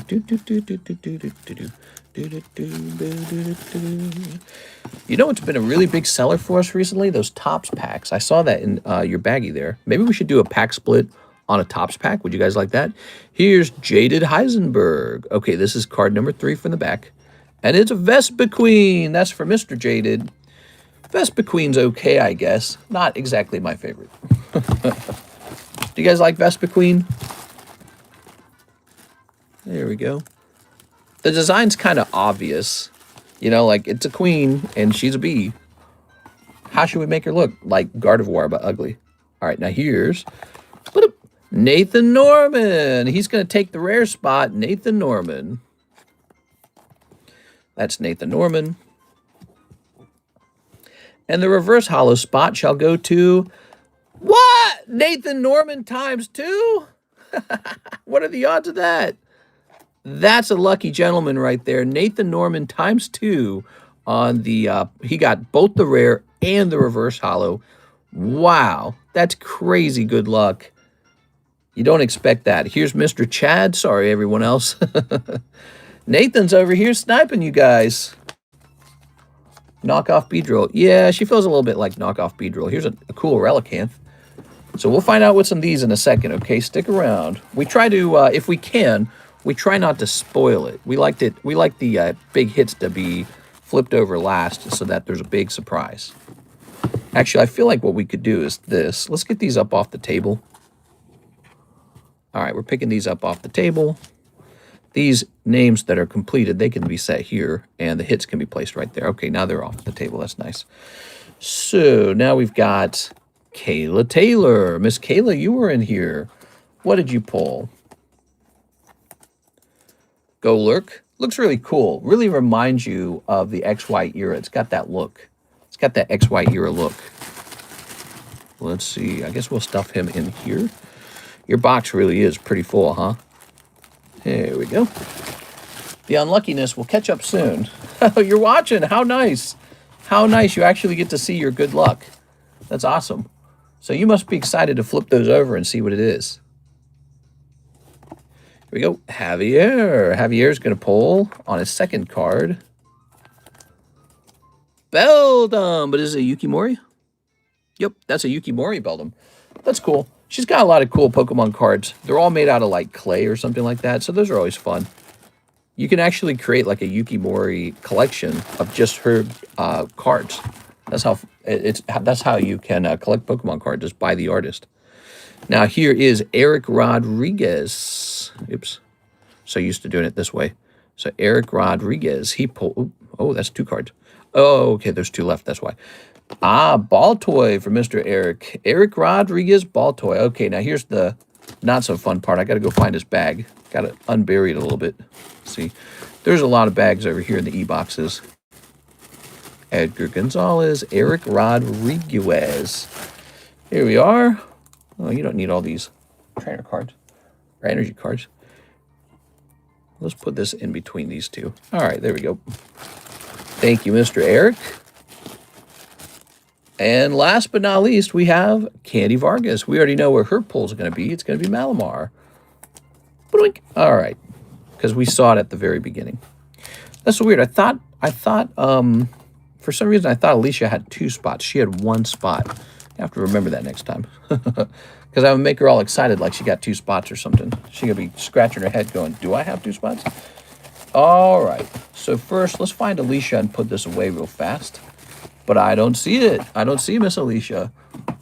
Maybe Alicia has the need for a new bag. Let's go grab a top loader real fast. I got 2 in the Mews. Yes, we put 2 in the Mew. Maybe that's what got me confused. There we go. That's a nice Mew, huh? Very good. Record-breaking sale for Pokemon cards today, guys. $16.5 million. 16.5. I might need a new bag. Oh, okay. Alicia Brown. That was the price that the Illustrator Pikachu sold for last night. Formerly Logan Paul's card that he pulled back out of the fractional shares company, I guess. That was a disaster. But it is nice to see the card selling for so much money. It is. I think that that's extremely healthy for the Pokemon card hobby. Sometimes people can't believe how expensive it's gotten, and it's like, well, Believe it. You know, we went to that Pokemon card convention, PokeCon in St. Louis, and I showed you how crowded it was. You could barely breathe. It was so full. So there's a lot of people really interested in collecting right now. All right. And I just don't think the Pokemon brand's about to give up yet. So here's Nathan Norman. So that means a pipeline of children who grow up and keep collecting. Hey, there's that Beldum again. Wow, that's cool, man. Check that out. You guys need a zoom? That's super cool. So that's Yukimori Beldum. If that could grade 10, that could be a valuable card for you. That could be a couple $100 even. Here's the rare spot. Now, if it's a heavy pack, this could be all kinds of stuff. An EX, a textured EX. It could be a regular standard holo. It could be a ancient trait card. Oh my gosh, look at that, guys. Beautiful holographic Jolteon. It was a good pack. Wow.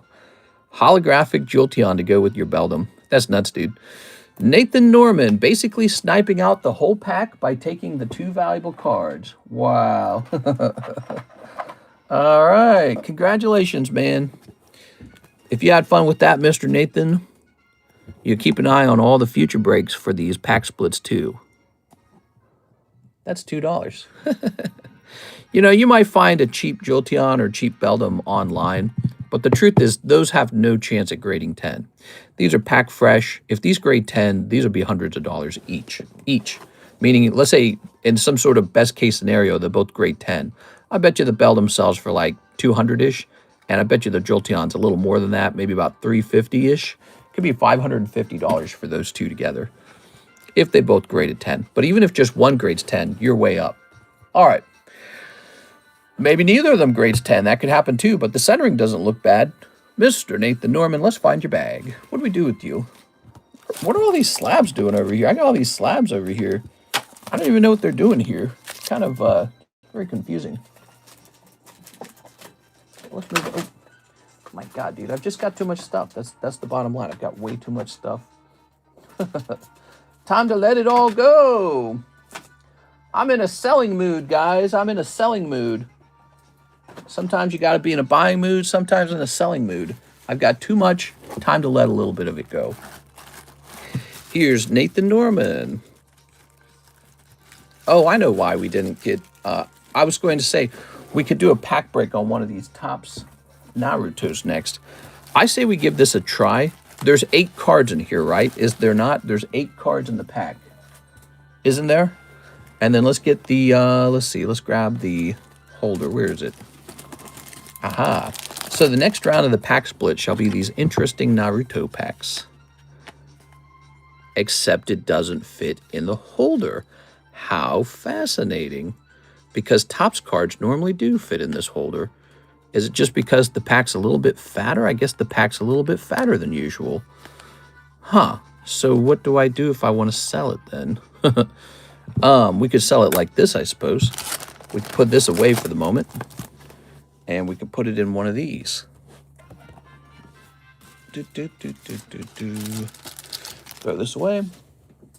So that Topps pack did not fit in the holder this time. I'll take the bet. Love the pack breaks. Congratulations to Nathan. Yeah, I really like them too. I think they're a lot of fun.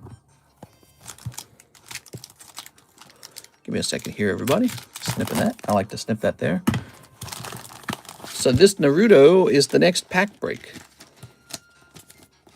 For those of you that have been kind of on the sidelines on these Naruto packs, here's a chance to snipe the booster pack. All right. I'll set this somewhere. I guess over here with the junk packs. It's a good place to put it. And I think we normally sell this for like $54 per pack. And there's 8 cards, right? So it's going to be 54 divided by 8.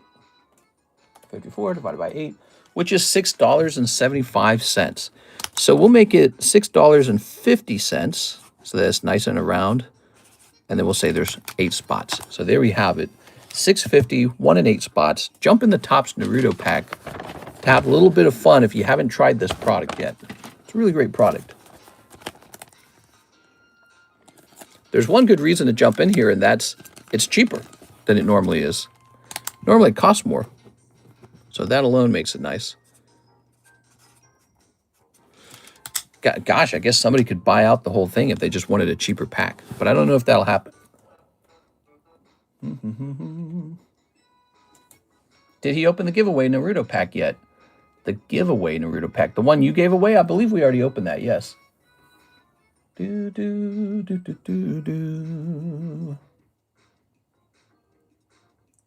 Okay, we took care of the Alicia order. Thank you so much, Miss Alicia. If you guys haven't done it yet, go ahead and type in Sarah for the Sarah giveaway. Ooh, Sarah.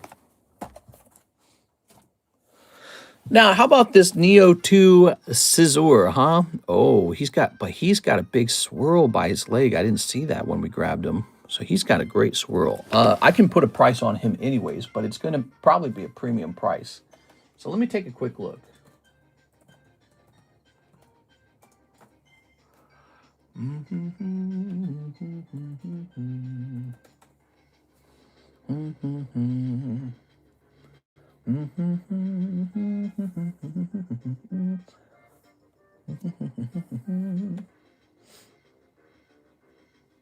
All right, let's just see. Wow, he's gotten pricey over time. Let me go ahead and take a picture. Scooby-Dooby-Dooby-Dooby-Doo. I love this Smash Brothers music. It's so simple. So simple, so lovely. What did I once pay for this guy? I want to see what I paid for him a long time ago, because I bought him a while back. I bought this guy some time ago. Wow. So I bought him, once upon a time, I bought him for $150. That's crazy. Pokemon cards are going up. People are looking at these old, rare vintage cards saying, hey, you know, it's impossible to get a good booster pack anymore. Like, you're not opening these booster packs out of fresh boxes anymore. And then when you pull them out, they're off center, they're scratched, they got a dent in them, there's some problem. And so people are looking at those going, all right, these are expensive now. But the problem I have is there's one for sale for like $540 before taxes. And then after that one sells, it jumps all the way up to $1,000. So that's the problem. So if this one sells on eBay for $540, then the only one for sale is like $1,000. So I feel like now's not the right time to sell them, unfortunately. So we're going to have to wait a little longer and see where that lands. Could go two ways. Another guy posts another scissor for sale, but he goes cheaper. He goes like $450. Or somebody posts one for sale and it's also $1,000, and then the $500 one gets gobbled up. So we don't know which way it goes, but the market's pretty bullish right now. I feel like it's going to go up.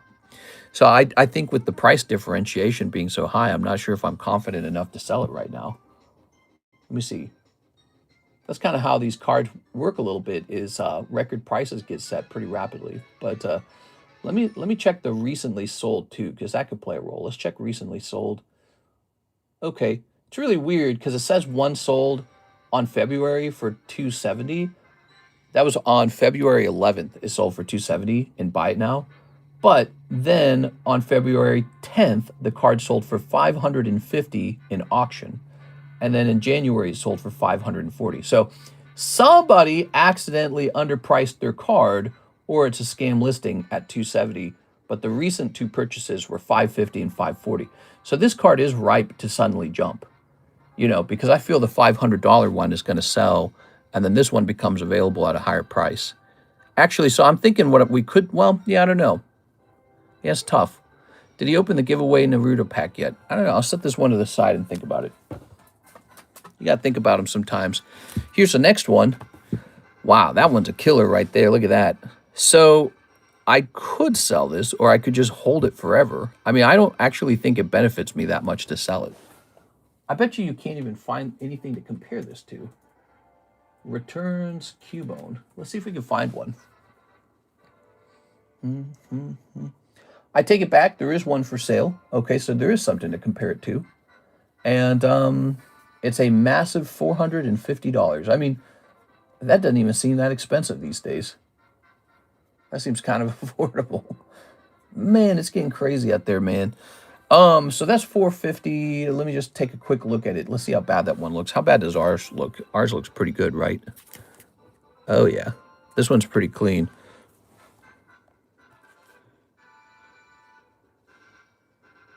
Okay, flip it around. You always kind of got to check that a little bit these days with those CGC 10s. If they have a flaw, it's a weak 10. But this seems to be a nice, strong 10. Let me see the one it would be comparing to. Is this one a weak 10? How does it look? This one's not bad either. This one looks almost like mine. What's their number on this one? No, it's a different one. So the only thing I can see this one's, I can't tell. You know, one of the problems is you don't get a look too strongly at the holographic on the card. Like I just did something very useful for you guys. I tilted this under the light to show that there's no hidden line in the holo, right? And when you shop on eBay, you can't do that. They don't do that for you. They don't show you how clean it is. Dang, dude, I wonder if, you know what I haven't done? I haven't tried to cross this one to PSA. Maybe I should just do that first. I wonder if there's a chance it would turn into a PSA 10. Oh, man, I actually have not done that. I've not tested this one for PSA 10 at all. It's tempting to cross it first. I wonder if it could be crossed at CGC. I'm sorry, at tag grading, not at CGC. This is already graded with the CGC. I don't know. 2 more spots in the Valentine's break, says Mr. Gabriel. That's right. 2 spots remain. I think I saved this one for a break, guys. That's how it feels. It feels like it should be a break. He's at a perfect price range for a break, actually. He should be like a rare candy break or a heartbreak, this Cubone. And I think it would move very fast. Now, let me think on it more. I think that one should be a break for sure. So we got that scissor. The scissor's at a strange price point right now. And then for the Cubone, I think he's going to be an amazing break. I think we actually might have him soon too. Kayla Taylor says 2 Naruto pack split spots, 1 bag sort, please. So the bag sorts for like 1 bag, basically. You got a whole bunch of bags to sort, but we can go ahead and take a quick look and see what we can do for you. Oh, let me spell your name right. All right. There we go. PSA, where you pay higher, where you pay for a higher number.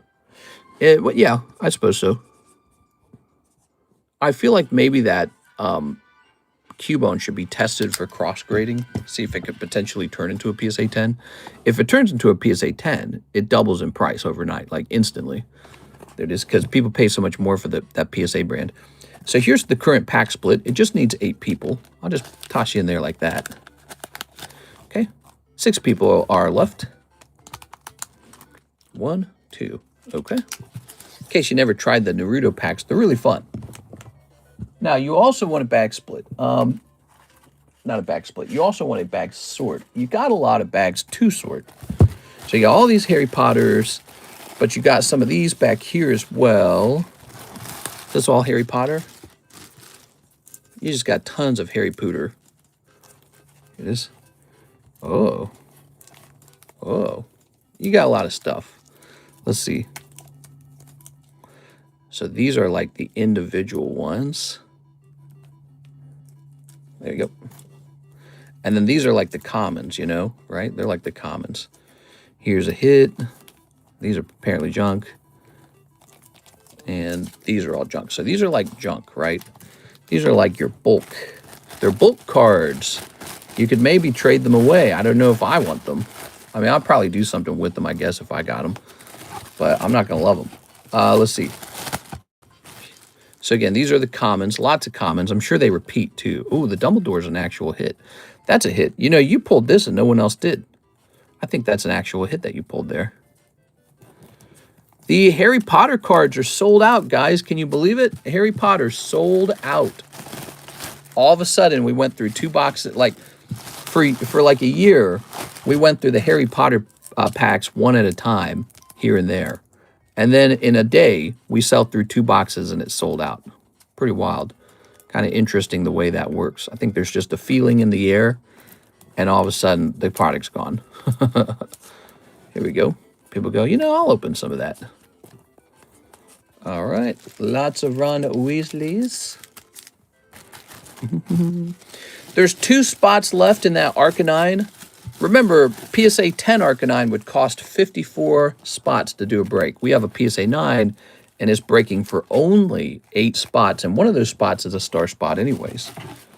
So it's really more like 7 spots. 7 spots versus 54. All right, so these are some hollows. Oh, you got this Metagross. That's nice. So he's real nice. Some EXs. You got this Alakazam. He's real nice. Golurk is nice. Okay. Some more of this. Rayquaza is nice. Some more of these lovely Minecraft cards. These are junk packs and shall be treated as such. Okay, some hollows, some hollows, some hollows. All right, Miss Kayla. So we just sorted the top half of your ETBs. If you wish to get the bottom half of your ETB sorted, which includes more bags, send in another round of bag sorting and we'll get that done. But these just got sorted. Now see these big chunky bags of junk? I consider this junk basically. It's not really something you're ever going to grade. If you ever decide you want to trade those in for cash or something, you just let me know, okay? And then as for the, well, not cash, I'm sorry. If you want to trade them toward the trade break, you just let me know. All right, look at that Rayquaza. So the Rayquaza and the Metagross, those are super cool, as is that Alakazam. I can't really comment too much on a lot of these other cards because I don't know what you would want to grade from them, but the obvious standouts are going to be this Hermione, this Ron, and where'd he go? The other guy, the Dumbledore. Was he in a top loader? No, Hermione's in a top loader.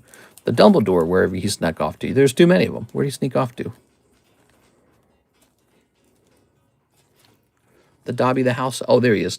Albus Dumbledore. All right, so those are the very interesting ones from the Harry Potter series. There you go. Thank you so much, Miss Kayla. I will send in for another round of bag sort. I like my junk. All right, no problem, no problem. Just leaving this up. I like to teach people about the trade slabs. You know, we need to get a new trade break going. The trade break with that Raikou ended with pretty much just people buying into the break, which wasn't the point of the break. We'll just call this the hits bag, shall we? Thank you. Bag sort complete. Open my order on stream when you can, please, says John Vasquez. Hello, John Vasquez. Okay, sounds good to me. We're just going through the orders right now. We have a Beatrice Monas. Can I get 2 spots of the Naruto? Yes, you can. So the Naruto has 5 spots remaining. Now, I'm pretty sure there's 8 total spots in there. Pretty sure. Man, you know what's in the news today? That curling cheating in the Olympic sports. There's some drama in the, yeah, I suppose drama is the right word. There's some drama with the Canadian curling team cheating and getting into a fight with like Sweden over it. Apparently, they don't watch for cheating. It's an honor system. They just assume no one's going to cheat. And so the Swedish group actually set up a recording device to record the Canadian curlers because they knew that they were cheating, and they caught them cheating. It is. And so the internet's going buzzing with that now. We are. Very nice. I watched it. I was like, oh, I'm offended. I was outraged. I like your new schedule, says Matthew. Thanks, Matthew. Some people really like it. Some people don't. But there's a lot of people, especially you guys here, who like it a lot. All right, so we have John Vasquez. What's up, man? Do you already have a bag, Mr. John Vasquez, or are we starting you a fresh bag? 2 Destined Rivals. And Glory of Team Rocket. Oh, so you like these rocket packs. I think these rocket packs are the bee's knees. What kind of banger slabs did you set up for Slabaway? I can go through that if you want. The first thing we did was we showed off all the pricey slabs that have already been priced up. And now we've been kind of going through the slabs that I had in a box. Some of them have gone straight into the live customs. One of them or 2 of them went into the hollow or the pokey shuffles. And then a couple of them have made it all the way over to the table. So and we're still going. We're servicing people's orders and we're pricing up slabs at the same time. So it's not all done. We got more to do. Might take a couple streams to price it all. Here's Subat. Here's a little Tyranitar. I love this Tyranitar. He's so nice. All right. I wish I had like 1,000 of those. I might have to buy like a bunch of singles. Remember the guy that was accused of cheating at chess with the plug that sent him pulse messages? That was so outrageous. That was so outrageous. Imagine you beat this other guy at chess. He's the grandmaster, and you beat him at chess, and people can't accept that. So they say you've got a vibrating butt plug, and you use that to beat him. And no one can disprove it either. It's this thing that you can just make that claim. It's basically slander. You can just make that claim, and there's no way for anyone to disprove it. It just floats around in the air like, yeah, that's what he did.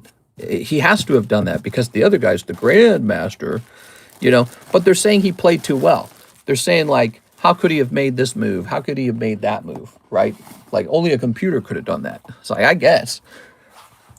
Zelled for the Naruto. Sounds good, man. Okay. How do you cheat in curling? So after the curler released the granite stone, he touched it with his finger to change its, you know, like its direction or something, or its spin or whatever it is. You're not allowed to touch the stone. You're only allowed to touch the handle. He also touched the stone as it was already partway over, like, the line. So he touched it while it was over the line. And for some reason, the judges just allowed that. They said, we're not going to change their score or their outcome because, okay, here we go. Here's one of the cards that's been priced up. This Shining Ho-Oh is available from Shining Legends. Okay. And here's 151 Venusaur. That's ready to go. So those are two very solid ones. I think we're still pricing a lot of them, actually. Yeah, a bunch of them just went up into the Pokey Shuffles and the live customs. It was a good luck granite poke. Over the line.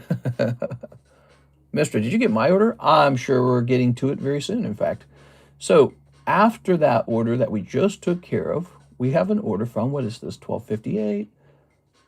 That's 1252. I'm looking for the oldest order. Click. This one over here is the oldest. So it is William Wafter. He says, pre-grade the Team Rocket Psyduck. William Wafter. You got it. Grabbing your bag. What do you know? Vintage Psyduck. So pre-grades, they cost $3 and they give you a really nice evaluation of your card. All right. It's not perfectly centered, but it's not bad enough to lose a grade. It has a ragged edge on the top. But I think the real problem with the card is actually this white dot. So if we zoom all the way in, here you can clearly see there is a white dot on this corner, and I think that's going to do it. You're going to lose the 10 because of that. That corner's clean, this corner's clean, this corner's clean. This corner is not perfectly clean. You can see here a lip has formed on this edge of the card. So I'm pretty sure these days the grading companies do treat those as problems. Just like you saw that Charizard with an 8, and it's like, why? Well, it's got lips. All right, there you have it. William Wafter, we're giving this card probably a nice 9. I think it has a shot at a 9. Okay. You need to check the episode out. It was funny as hell. You know, I hear about that show, but I never really watched any of it. Always Sunny in Philadelphia. All right. Heavy right. The centering's not really too bad. I think at PSA, they allow some off centering. That's what you got to appreciate is your card actually can be a little off center and they go, oh, okay. But the white dot, they do not say, oh, okay. The white dot, they definitely say, disqualified. They say, hell no. Next up, we've got an order from Gabriel Gallegos. He says, 4 spots in the Naruto break. Naruto's over. Well, that was really fast. 1, 2, 3, 4. All right, activate the Naruto break. It's kind of a pricier pack, and so that's why I wanted to host this break, was to give other people a chance to be in it. Other people a chance to enjoy Naruto. Boop. And let's peel this stickers off here. We don't need this anymore. All right. So we'll be pulling them from the back, okay? Beatrice, Kayla, and Gabriel. I think this pack might have been so cheap, though, that it went off very quickly, didn't it? So we did a pack break today, a pack split on Ancient Origin, and I don't think I wrote that down in the breaks channel. I think I need to do that. All right, give me a number. Well, I zelled too late, says Mr. John Vasquez. Appreciate it, man, but Yeah, it's already over. Oof. Gabriel bought this spot a little while ago. 4. You got it, Mr. Here. 1, 2, 3, 4. All right. Let's see what happens with this pack. It's funny how when you break something down into little pieces, people are a lot more interested in it because it's like a safe, comfortable, cheap way to test something out or enjoy it that way, you know. So I believe I can just do this. Here it is. Coming out of spot number 1, we have Beatrice picking up Kakashi Hatake. Ooh, he's looking pretty chill. Beatrice, where am I going to run into your bag, Miss Beatrice? Ben.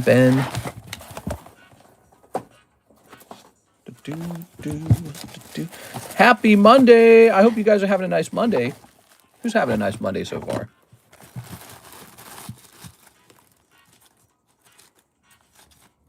I'm going to set it up against this pack of Metazoo. Ooh, I hear Kira stomping around. I haven't watched your live in like 2 days. What? You can't not watch it in like 2 days. There we go. Tossing this. I just woke up and saw the new news about the Illustrator. That's crazy. Yeah, it's pretty crazy. Here's Miss Kayla. That's why we've got some bonus slabs coming up for sale. I think it's a good time to be in the hobby. Okay, Kayla, you got Genin Takedown. All 9 rookies face off. All 9 of them? Well, you're going to have another card in here, so will Beatrice. Before I pull your box down, I'm going to get the other card out. So, I wish the card would sit still. There it goes. So, we have, oh, that's your second pull right there. How easy was that?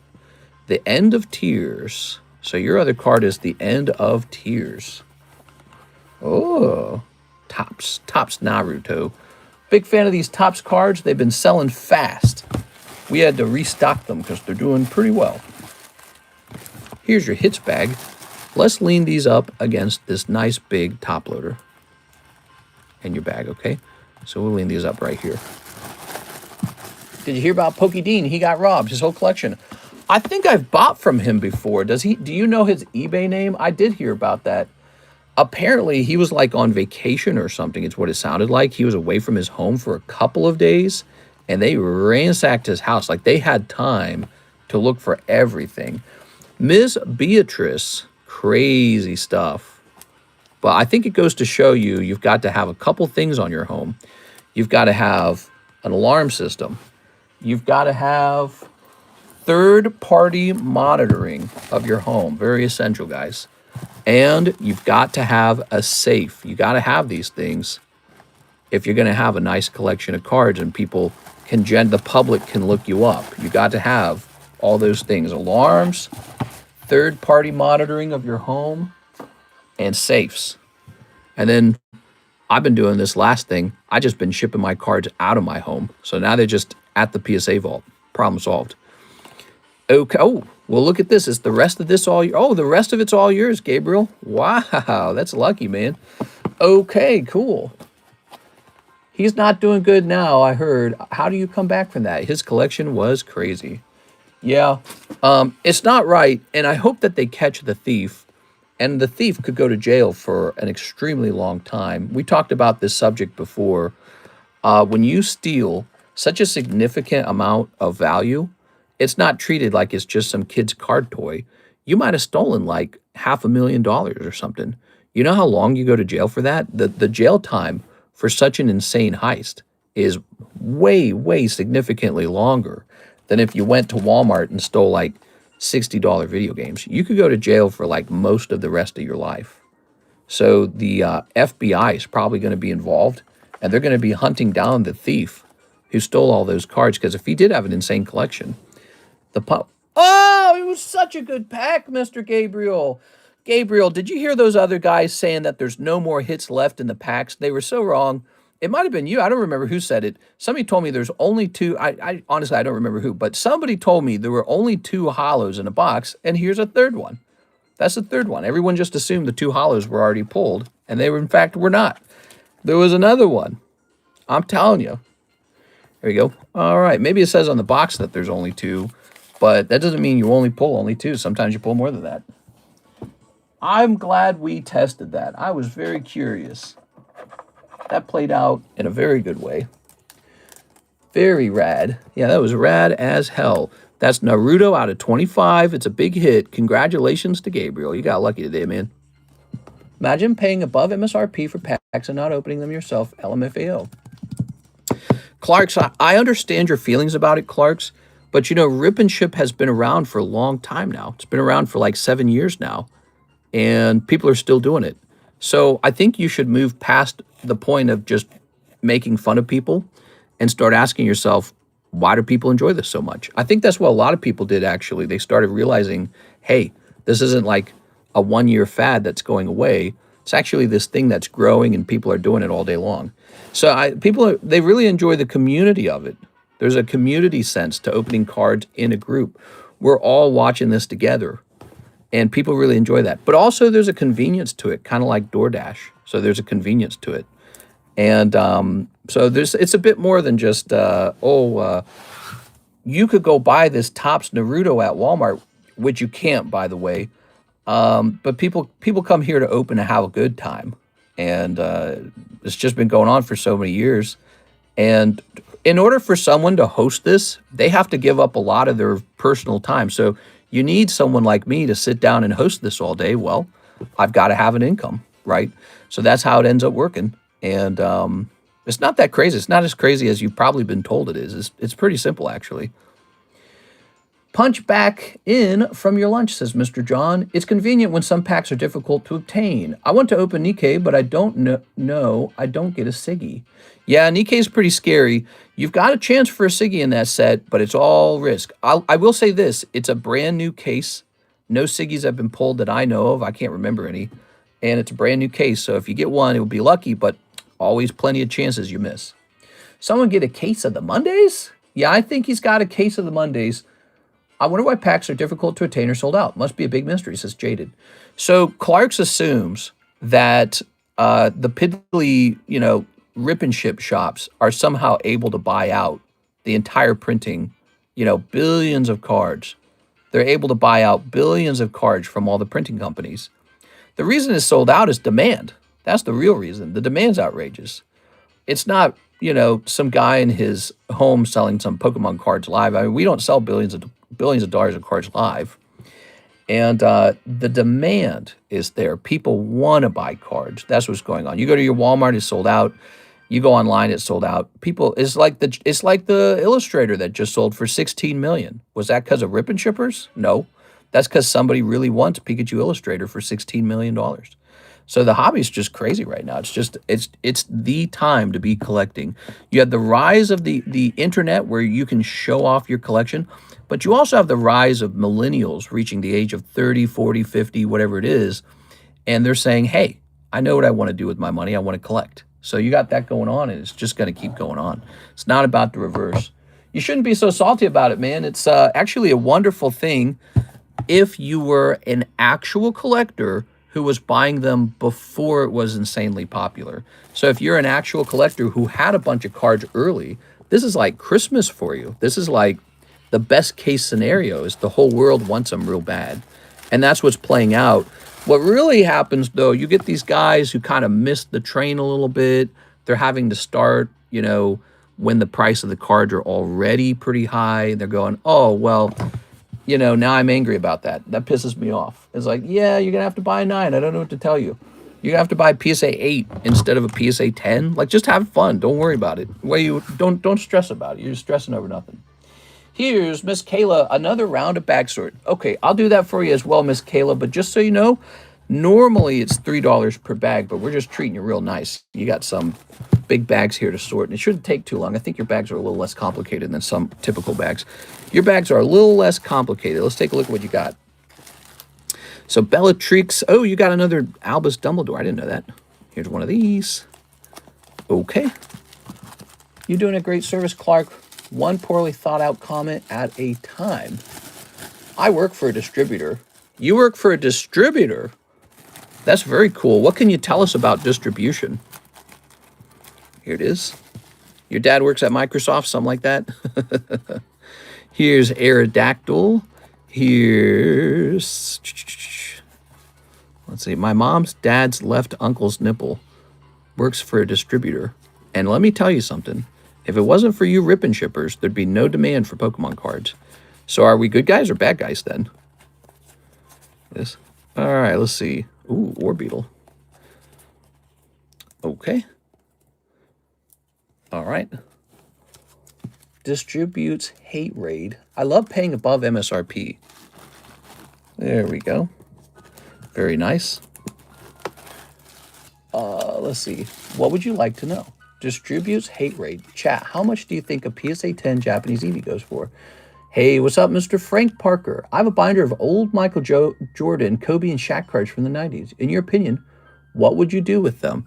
Hey, thanks for the question. I'll assume that you're telling the truth and that you really did find some old, nice cards and you're not sure what to do with them. Okay, so assuming you've got a nice folder of cards, I would 100% avoid selling them quickly. Do not sell them quickly. What you really need to do is you need to sit down and learn about each one of the cards that you have. I would do step number 1, get all the valuable ones graded. Step number 2, assess them before you send them, assess them early, right? Figure out their value and get them all sorted out by these are worth grading and these are too cheap to grade. Like if a card is only worth about, let's say $50, it might not be worth grading. But if you got some old cards that are really valuable, even if they're not going to grade 10, if they're like $1,000 card, you still want to grade them.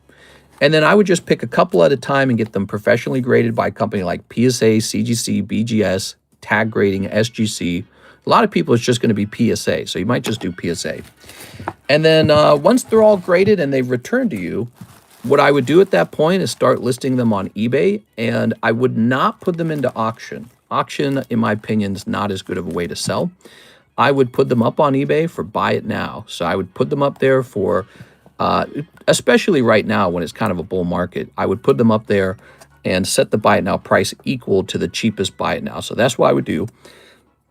And just keep the ball rolling. Every time a batch comes back from PSA graded, what I would do is I would sell them and use the cash to send out a new batch. So you'll make some money from the sale of them, and you can use that money to grade more of them until you're all done. If there's any of them that are very nostalgic and important to you, I wouldn't sell that at all. I would just keep that. So you sell only the ones you don't want. All right, but you don't want to rush out and sell them ungraded. Don't let somebody buy them ungraded from you. You have to do the grading. Don't let anyone else do the grading. You need to have them graded. There we go. All right. That's a big mistake for like newbies is they sell their whole folder raw and then somebody buys it way under its value and that person goes and grades it and they make a huge turnover, a huge flip on old vintage cards. All right, so what we've done here, once again, Miss Kayla, is we've pulled out the bulk from the hits. So these baggies on the left are the bulk. And this over here are the hits. Thanks for your information. I'm serious. I appreciate it. No problem, man. Yeah, I'll just repeat that. The biggest mistake that a newbie's going to make is that they sell it like as a folder or like ungraded. And then some other smart guy, he buys that folder and he picks through them, understands all the cards for what they're worth, and he decides to grade them. Your card that's like worth maybe like $100 ungraded could suddenly be worth $1,000 after grading, And so that's the mistake. Don't let somebody else grade your cards. You're just going to have to sit down and learn about each card.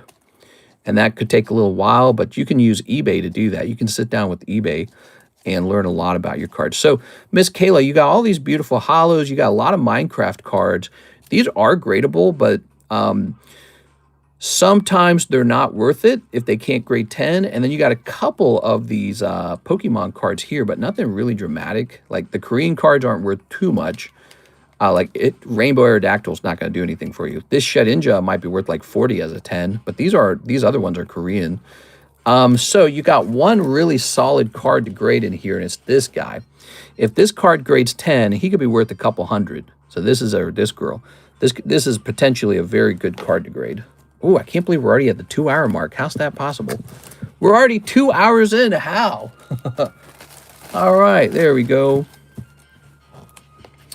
Let's see. What about letting other people pull your hits? I had somebody pull my hits. Did you know that? Mr. Clark, sir, back in the day, I paid another guy like a couple $1,000s to open up some legendary collection packs on his live stream. Have you ever tried that? It's pretty fun. One of the things that's really cool about it is when someone else opens packs for you, it gets recorded. And so that footage stays forever and it becomes a really cool memory. So we work really hard on that over here because we appreciate the value of that. We know that if there is a special moment and it gets recorded, we can shout your name out. Everyone knows who pulls it. It's like a bragging rights situation, right? And then that video can be clipped and uploaded, and you can do whatever you want with that clip. You can show your friends. And as you age, you go, wow, I'm so glad that, you know, this special moment got recorded, because if you had just done it at home, you might not have recorded it. You might not have uploaded it. You might not have taken care of it properly. You might have deleted it off your phone one day.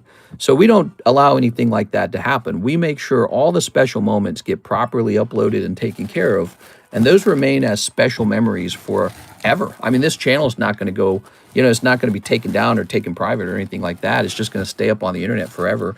So 100 years from now, assuming we're not all like ethereal robots or taken over or something like that, assuming humans still exist 100 years from now, you know, like that special Gear 5 Luffy card is still going to be a clip where Mr. LaFlame pulled this core, super valuable Gear 5 Luffy manga. No one's ever going to forget that. It's just up there permanently. And that is again one of those cool things you can only get from a Rip and Ship channel. You don't get that from opening cards by yourself at home, you know, with the door closed and you're the only one who sees the pull. Or maybe you got like a girlfriend, maybe. But, you know, if you're just opening your cards up at home alone, you would have to record it. You would have to upload it. People would have to notice it somehow. It's really hard to get your hits noticed. Like if you get a clip with us, it's going to get noticed. You're going to get views. But if you upload to your own personal YouTube channel, YouTube could bury or lose that channel pretty fast. It could never advertise it. It's just a cool thing. You know, you have a sort of crusade you're on to dislike how people are behaving. But it's like you could have all kinds of crusades. You could tell people they're never allowed to go to the casino, for example. Oh, you go to the casino? What a loser. You could tell people they're not allowed to go to the sports game. Oh, you spend money on sports tickets? You could just go outside in your front yard and play football. What a loser. You make fun of people for going out to eat. Oh, you go out to eat and pay a chef money to cook your food? You could just cook that food at home, bro. So, you know, you're overthinking it, in my opinion. Again, Rip and Ship has now been around for about 7 years, and it's still going strong. It's obviously there's something about it that people enjoy, and you're wanting to, I guess, fight that or convince everyone to stop doing it. And trust me, lots of people have fought to stop Rip and Ships. They're all still around. They haven't gone anywhere. So, you know, you can blow a lot of hot air, but if people are having fun, they're having fun. What are you going to, you know, you outlaw it maybe. You go outlaw it. But let's see what you said. Oh, someone recorded it. This makes it a lot better. I think it does. I really do. I think it does. You know, I've heard the delight in people's messages when they realize they're getting a clip, and when they have that clip and it goes viral. It's like they really enjoy that. It's actually one of the reasons people open cards here. Let's see. Yes, those going to casinos are losers. Those overpaying for tickets are losers. Those overpaying for dining out are wasting money. Well, Mr. Clark, if you really mean that, I've got, you know, a perspective on you that maybe you just need to have more prosperity in your life. I don't worry about going out to eat so much. Maybe when I was broke, 1,000% surviving off of like $10, I probably felt the same way as you. Like I was like, nah, I just eat a 25-cent packet of ramen noodles. I'm approaching 40. I have a job. My wife has a job. We have some savings. And now I go out to eat and I leave a nice tip for anyone working at that restaurant. That's how we do it. I don't have to tip. I could be like stingy. I don't have to tip. But now I've got more money than I used to, so I'm more generous with it. That's just how it is. So you could be at a point in your life where money is something that you're a bit more stingy about. You ever heard that term, stingy? You might be feeling a little more stingy. Mr. Jaded, you have missed the pack breaks. Sorry about that, Jaded. We're in a conversation here. Here you go, Jaded, 6.5. So you might be at a point in your life where you're very stingy with your money, but there's a lot of people out there who are kind of like me, who are 40 years old, gainfully employed, and they're just having some fun, man. That's all it is. It's not that complicated. All right, you know, if it was a bad business, if it was a bad concept, it will just take care of itself. All the rip and shippers will just go out of business. So, you know, you don't got to sweat about it. Mr. Jesus, slab away the PSA 10 Shining Ho-Oh, and would I be able to slab away another slab at the same time? I was trying to ask in chat, but you didn't see the message. I'm interested in the Tag 10 Galarian Slowking. So in general, we do one slab at a time. That's the rule. So the reason we do it that way is so that one person can't grab all the good ones off the table at the same time. We just do one at a time. So you could choose the Slowking or the Ho-Oh. In case you want this, if you want the Slowking more than the Ho-Oh, you could grab the Slowking instead. But again, we do it one at a time so that there's more opportunities for everyone to grab one. Now, if it was Lugia and Ho-Oh, I would let you put them together because they kind of belong together. But in this case, they don't really belong together. All right, TCC's engaging with them. Clark, want me to buy you a pack? That will make you feel better, says Alan Ruiz. Let me jump over here. Clark's feelings are, you know, the sentiment of some people who just don't like rip and ships. I think that is fair to just have a conversation about it because, you know, people have opinions. You can have an opinion. All right, we're going to jump over here to Slabaway. All right. We're going to jump over here and put your name right under this one. It's going to say February 2026. And it's going to be Jesus. Let me type your name correctly here. I want to type your last name correctly. Okay, Aguilera. And we're going to have PSA 10 Shining Ho-Oh for 430. And then you sent the standard 40 bucks in, so 410 remains. Very nice. It's yours. Congratulations. All right. My Valentine's date said my small card collection is the perfect size. The big collection scare her. Oh, that's such a good joke. I could have used that as a title. That's so stupid. All right. That's a good one. I like it, man. I was going to say Jesus Aguilera. There you go. And is Mr. Jesus here? I want to see if he's responding to all that. Let's see.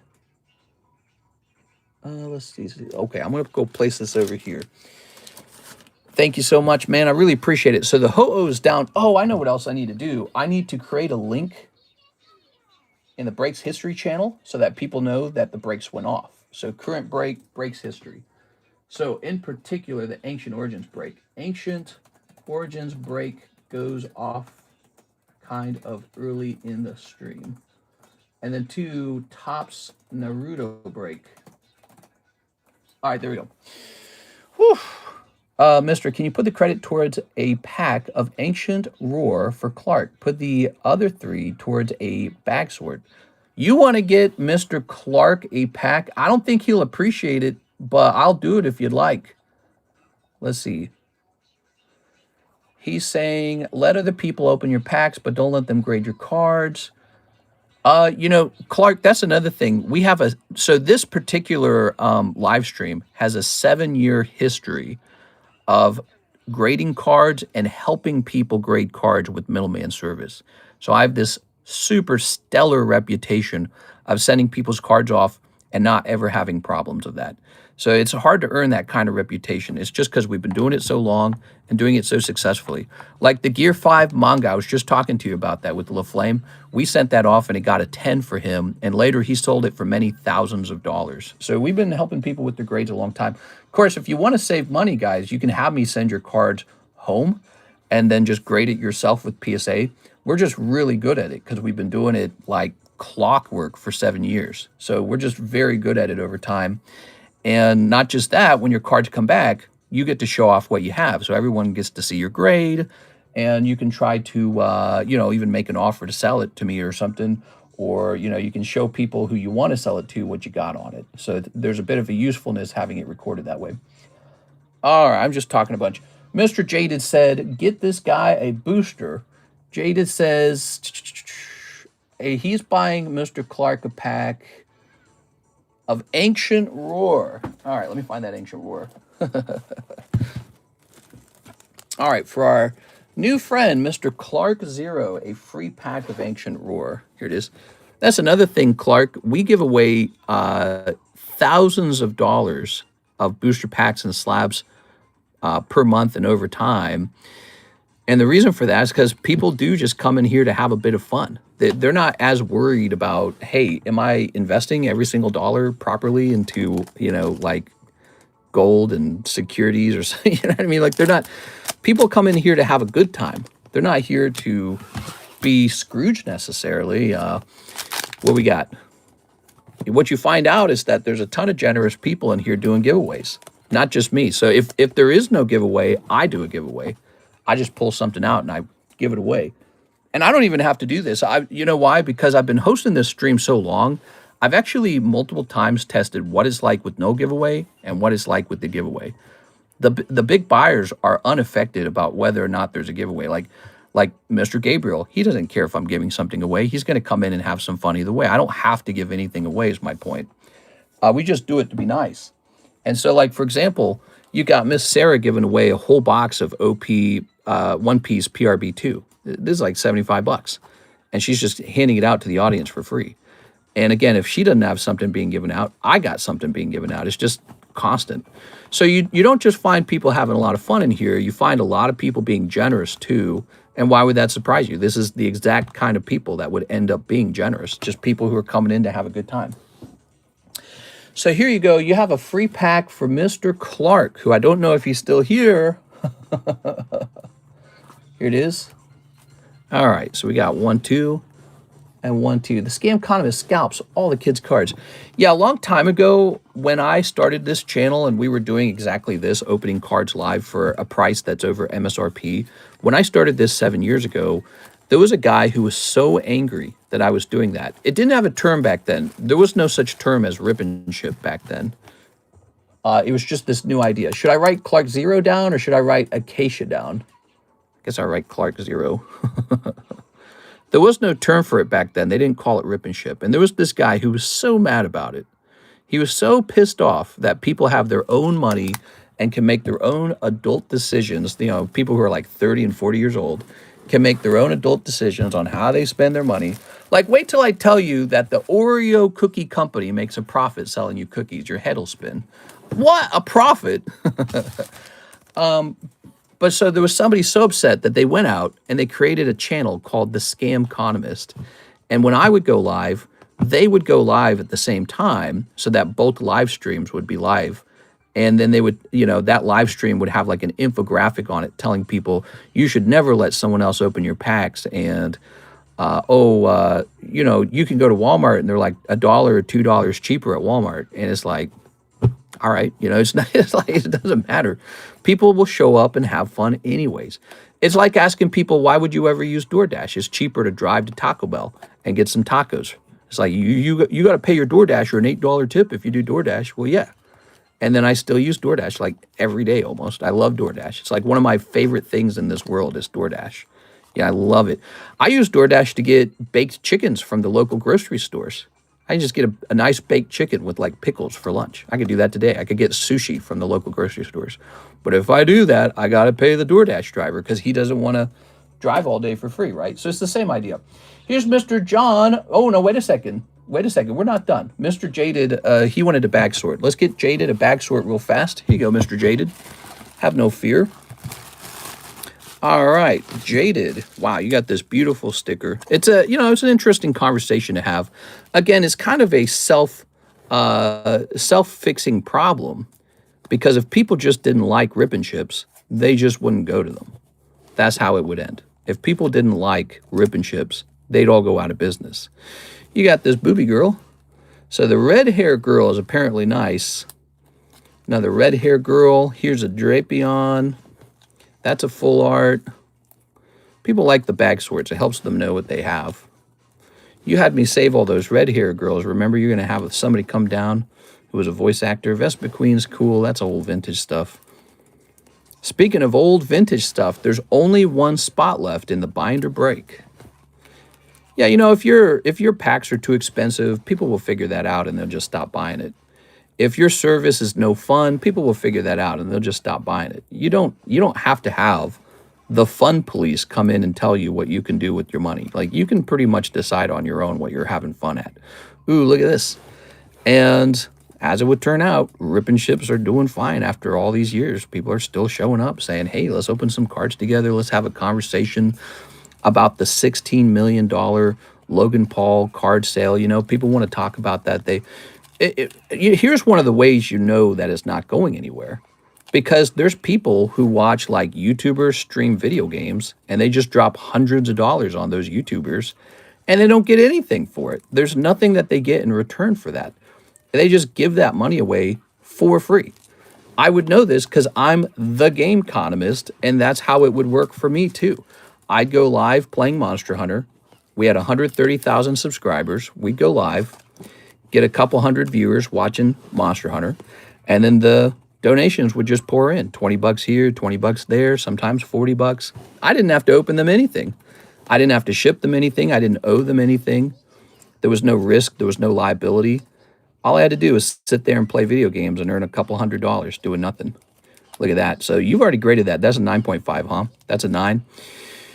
Lovely round here. This is your bag sort. Now you have a better idea of what you have in here. Drapion's nice. So, but there you go. Your main card is the Charizard, and he was already graded. This card here is also a hit, by the way. This little Scyther, the holographic Scyther. He is looking a little thin on this side, okay? So that's how you know the rip and ships aren't going away anytime soon. Because all day long, YouTubers go live on YouTube, entertain people, and then people just give them money just to support them, just to be nice. Some of the biggest YouTubers just stare at a screen of comments and get paid like millions of dollars to just talk. That's it. So it's like it's entertainment, but also with Pokemon cards. And I just don't think it's going to end anytime. If you told me that people don't watch YouTube anymore, rip and ships are gone. They're gone in a heartbeat. But the problem is people do watch YouTube, and they like to support the people who are producing their entertainment for them. The TheCardconomist scalps all the kids' cards. That's right. Let's see. I love paying above MSRP for packs and not opening them myself. I think it's just the same guy, and he's just making extra accounts or something. You can just use the same account, dude. You don't have to make, like, bonus accounts. All right, so thank you so much, Mr. Jesus. Appreciate it, man. Mr. John Vasquez, the Naruto pack break. So, I've got $13 for you, Mr. Vasquez. What can I get for you? Anything at all? We can write you down as store credit until you find something appropriate that you like. There it is. Ta-da. Yeah, you're not banned or anything. You can just keep the same account. You don't have to like spam with 3 different accounts. You can just tell us that you don't like it. Wait, is my comment section even working properly? Let me hit refresh on it. Let me see. Oh, I wouldn't even see in the freshest comments. My comments were frozen. I didn't even see that. I'm sorry. Hold on.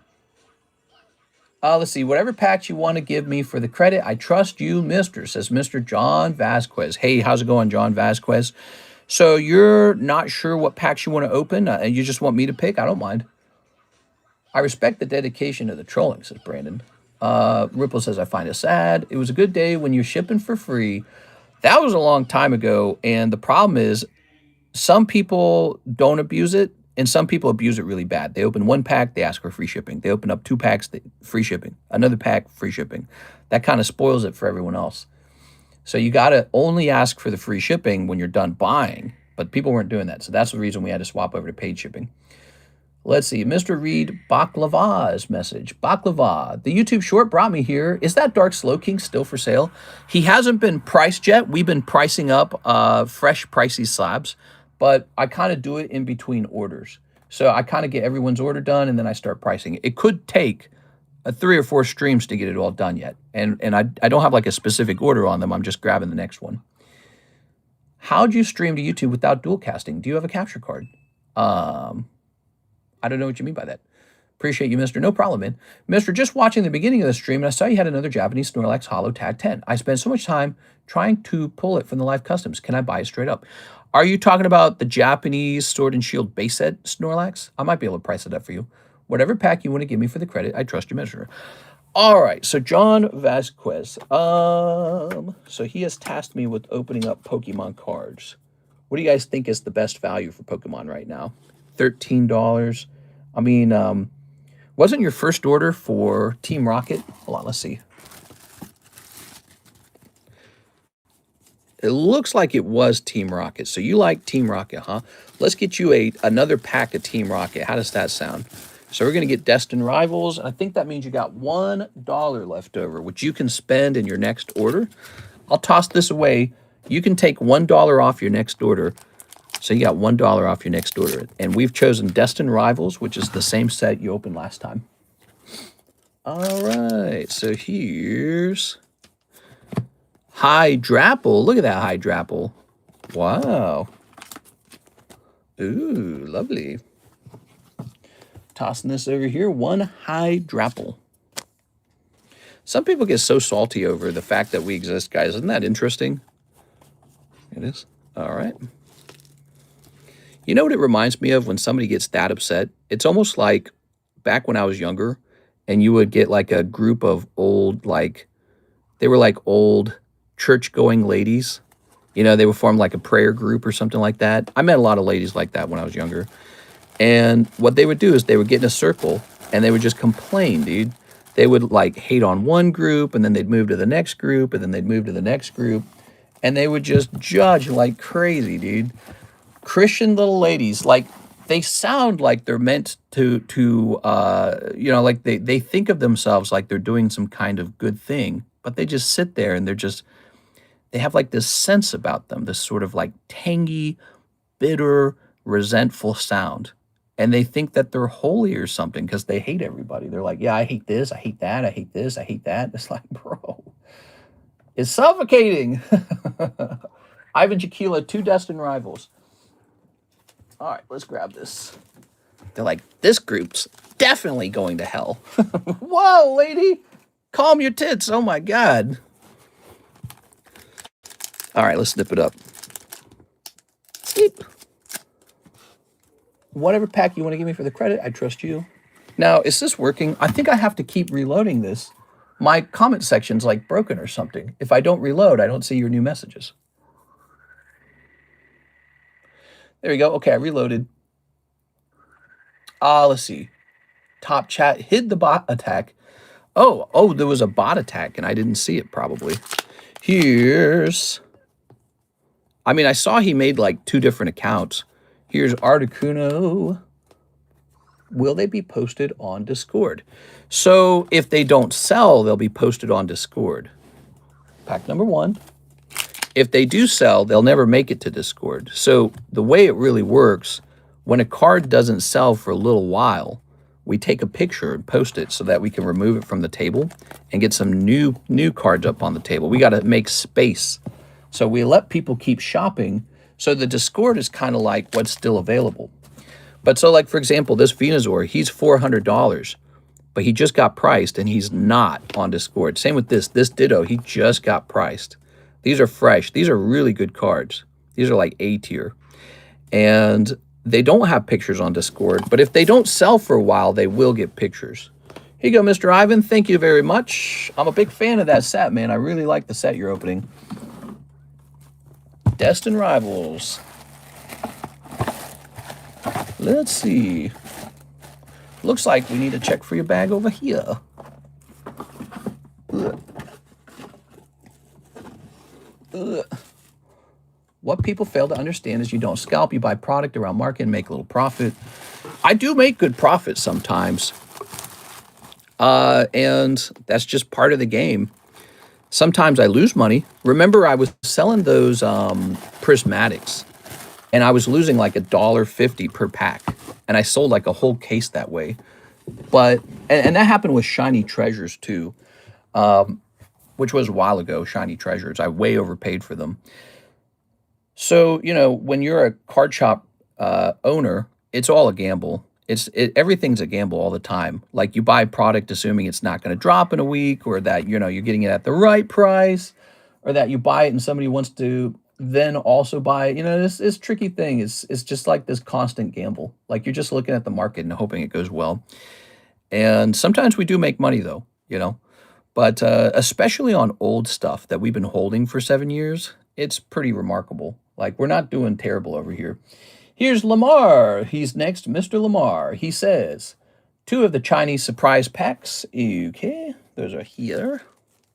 You aren't wiping the Targets and Walmarts out. Oh, yeah, 100%. So I don't buy from Walmart and Target at all, like 0 packs. So if your kid's going to Walmart looking for some packs, he's not competing with me at all. I'm buying none from there. Japanese Inferno X. Ooh, okay.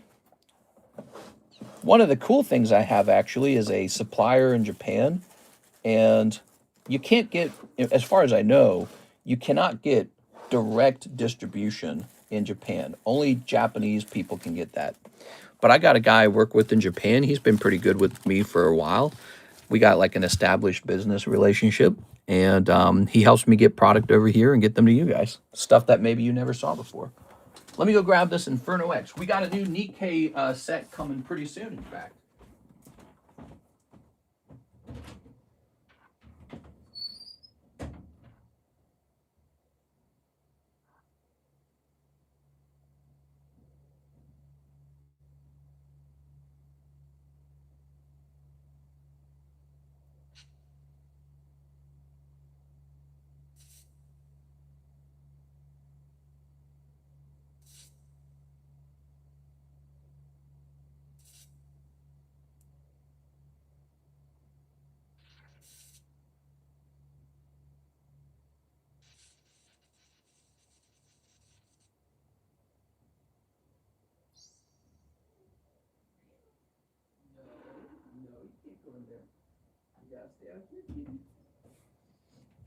Bye.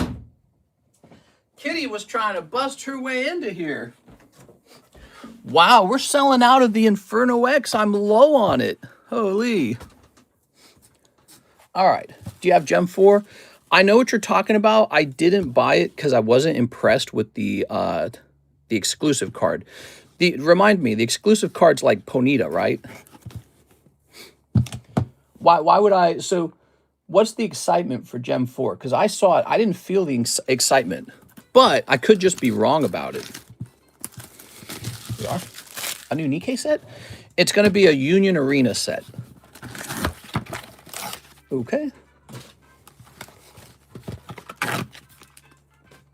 Oh, let me go back to the order. There we go. So now you got 2 of them.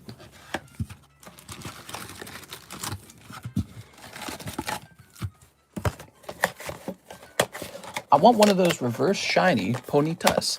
Oh, those are impossibly expensive now. Those are old. Those are like from Platinum or something, black and white. So those are crazy expensive.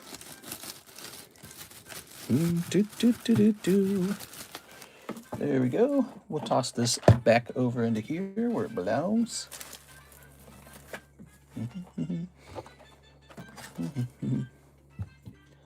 All right, now we have Gem Volume 3. Gem Volume 3. Volume 3. That's this right here. Oh, yeah. So you're looking for a Gengar then. Gengar and Charizard. 2 really popular Pokemon. Have you seen the new solo leveling Union Arena set? This is going to come out. It's going to have serialized cards. Ooh, interesting. Yeah, Union Arena has not been a super popular brand, I've found, but we do sell it. Like, it does get chunked out occasionally. Somebody will say, oh, I'll take a box of that. And then all of a sudden, they're like 3 boxes deep. We have some Union Arena cards right now. We've got Full Metal Alchemist. We got Union Arena Jujutsu Kaisen. I think we have Bleach. Did we sell out of Bleach? We have Code Geass. And I don't know what else we got. We got My Hero Academia. So we got a couple of them. They are. They don't have the excitement that Pokemon's got. Pokemon's got the excitement, you know? Pokemon and One Piece are dominating. Okay, we've got Infernape. Did you guys see the new Pokemon theme park that opened in Japan? It's pretty small, but has a really neat concept. That's so cool, man. Wish I could go. I'm over here sitting on my pile of gold. Oh, yeah. All right, very nice. Doobie doobie doobie doobie doobie doobie doobie doobie. Ooh. Now, the surprise packs. It's probably time to take a new look at these Chinese sets and see what their prices are looking like. Because I'm worried about restocking these. I'm worried about how that works. There it is. Thank you so much, Mr. Lamar. Let's go find your bag. Let's see. Ooh. Do you mean Pokemon hype? There's some serious Pokemon hype right now with that record-breaking $16.5 million card the Illustrator Pikachu selling. That's some massive hype. Here's Psyduck 8. Here's the Galarian Slowking. I almost said Solarian. Solarian, that's from, what is that from? Mass Effect, the Solarians? Galarian Slowking, 195. He's pretty cool. Somebody almost got him into Slabaway. Miss Alexandra, she says, she's got a bigger order, and she says, okay, she'd like a box of the Nikkeis. Cool, let me go grab that box. I'll be right back.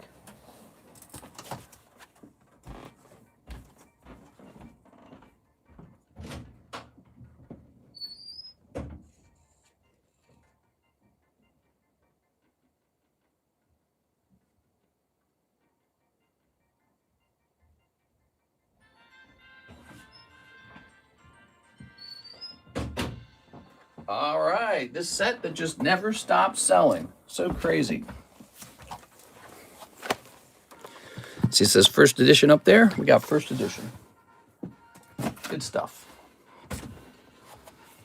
Grabs me now with a Siggy, I hope. I hope too. I can't make it happen guaranteed, though. There's always a lot of boxes and only like 3 Siggies per case. Okay, so it's just random. But you might get lucky. Yeah. All right. Hopefully one piece correct so I can get some more heat. We've been selling that OP13, man. That's been selling through. Miss Sarah Dusenberry's been buying that English OP13, guys. No manga yet, though. We want that manga. Those packs, I think, are like $38 a pack right now. Or something like that. I don't remember. And they're pretty expensive, but considering the price of the card that can come out of there, maybe they're cheap. It's hard to say. Snipping this. And snipping this. All right, lovely. You can't beat the 151 Chinese box art. It's crashing a bit because of the reprint, but it's only going to be sleeve blisters. Ah, I see. You know, Pokemon reprints Pokemon cards too, and it just never stops a popular card from rising. It does just keep rising in the end. Okay, Siggy time. 1 Siggy coming around it. 2 Siggies coming. Oh my. Look at those legs for days, bro. Those are some big human legs. Wow, look at that side boob. What the hell? It's like flapped over. All right. Doobie doobie doo. Doo doo doo doo doo. Ooh. Meow meow meow meow meow. Some ZELLE music. Come on, Guilty Siggy. Is that the one you want? Guilty? Okay. All right. Oh! You did just fine. Look at you pulling an SEC. Oh my God. All right. You were all worried. You didn't know it, but you were digging in a real good box. Proceeding with the plan, Roppy. All right. All right. Whoa, look at them buns, dude. Holy. Okay. How nice. That's the Roppy SEC. Look at that. That's great, man. Well, you're having a really special day. How cool is that? We can send that off to PSA, by the way, after this massive boom. How long do you think it will be before you start buying cards again? Do you think you'll ever buy more? Oh, you just assumed I'm not going to buy cards right now. I've been buying them nonstop. Like, here's how it works for me. There's no like boom or bear cycle for me. I just sell some cards and then I use the profits to buy some cards. That's it. So if sales are down because it's a bear market, I don't make as much money. But the slabs are cheaper in that time period anyways. So I just buy whatever I can buy. And then when the price of everything goes up, well, the sales are higher too. So I just use that money to just buy whatever I'm going to buy. The real question is, what do you believe about the future of collectibles? So it's really more of a philosophical question. What do you really feel about the future of collectibles? And I have a bullish take on it. You can also do a bearish take. You could say, oh, it's all in a bubble. Oh, you know, when the World War III breaks out. Oh, when, you know, oh, when people get bored of it, blah, blah, blah, blah, blah. So you can take a lot of different approaches to it. I just assumed it was going to be a positive thing, and it's been my luck that I was right about it. I could have been very wrong about it. I could have been unlucky. Wow, that is so cool, man. Look at that. Cool. Miss Alexandra. I'm seeing last sold on eBay for 1K raw for that card, huh? Wow, the Rappi. We should clip that one, I feel. Maybe, let me save that one for Mike's side just so he knows that it's there.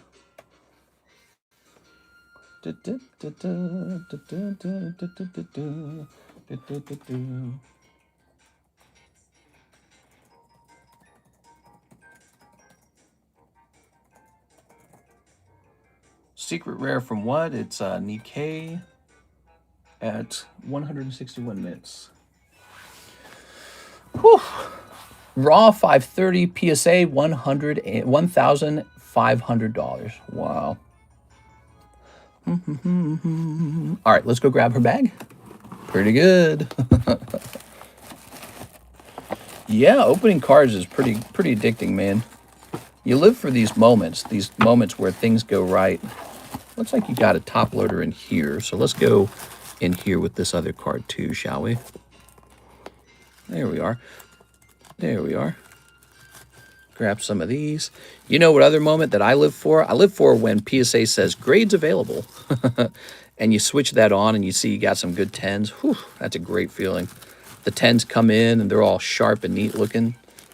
They got the latest certs on them. Those are some good feelings. Powerful feelings. There we go.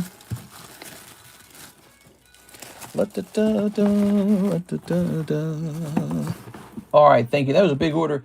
Thank you so much, Miss Alexandra. What time is this? 2 p.m. We've been live for almost 3 hours. Wow. Time flies, doesn't it, guys? We have an order from Mr. Javier. He says, what's up? One live custom. Hey, we just put some fresh slabs in the live customs. Good ones. It may not be guilty, but I am also happy.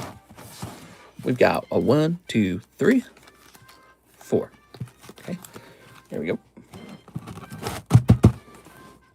Did he say he ordered one? Yeah, he ordered one. Ah, one Hello Kitty this time. I'm sorry. That's one Hello Kitty. Meow. All right. No luck there. Those live customs can be really rewarding. They can also be really biting. Because, you know, if you miss like 3 or 4 times, well, 4 times is $100. So you can miss out on $100 pretty fast. So this Gengar, there were 2 of them, but one of them's already gone. It went in a break. This is ace grading. And of course, we already looked at the card pretty carefully. It looks pretty flawless. I could crack it out of here and regrade it. So that's one of my options, to regrade it. So, it says here we had him for sale for $690. Let me see if I can find him again. Find him online. This could be one of those cards where it's trickier to price it. Scoopy doopy buns. Scoopy doopy doopy buns. Meow meow meow meow meow meow meow. And what's this called? Build box power style. It's in Japanese. It's kind of confusing because it seems like there's different versions of the same card.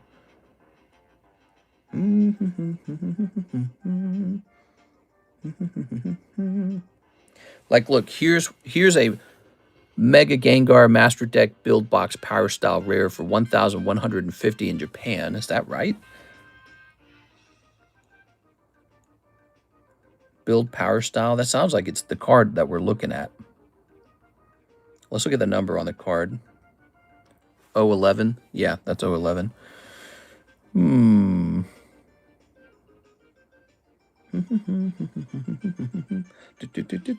Scooby dum. Well, gosh, man, I don't know. Let's type in Gengar build, maybe. So here's what we'll do. We'll say 10 Mega Gengar build. All right. Oops, I typed in a different thing. Give me back my phone. This one's trickier to price. Plus, the fact that it's graded by Ace Grading makes you wonder what people are really willing to pay for it. So, okay, so here's a build power style, and it's a little cheaper than that. All right.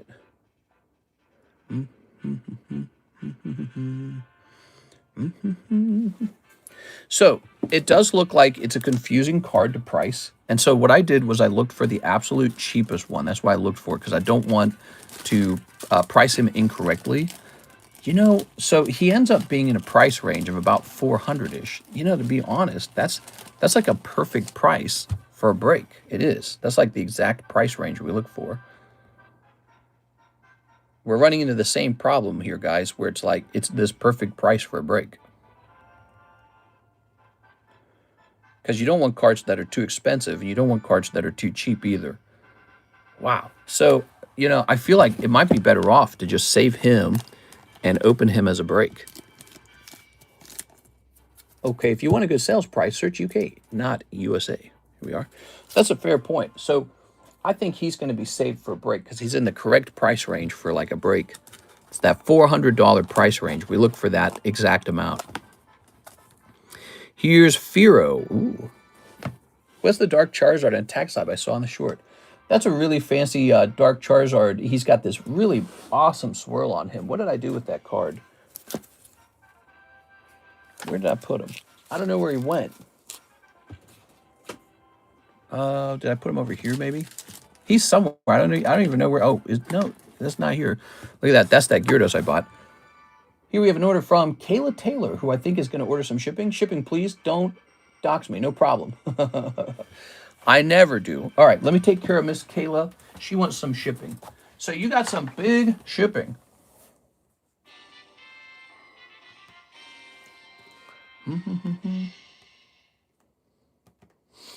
If you want a good sales price, already read that. What's the Dark Charizard and Attack Slab? That Charizard has a big-ass swirl. He's really nice. What did we decide to do with that card? Did that card get priced? All right. Oh. I think I did set him to the side to think about what to do with them. Okay, Miss Kayla. We're going to grab this address now. Now, wait a second. I think actually we'll log in to grab your email. All the boys love girls with 2 huge boxes to ship. Are those slabs going to be in the Discord or on the website? Thanks for the question. So the way they'll work is we'll continue to price these slabs up. We're not just pricing them. We're trying to decide what to do with them next. But we're pricing up as many as we can. And if they don't immediately sell off the table, which they might, but if they don't immediately sell off the table, we'll take them and we'll give them a picture and put them into the Discord server. They'll most likely go into the channel called the Pricey Slabs channel. So if they get a picture because no one bought them, they'll be in the Pricey Slabs channel. All right, let me grab this. Miss Kayla.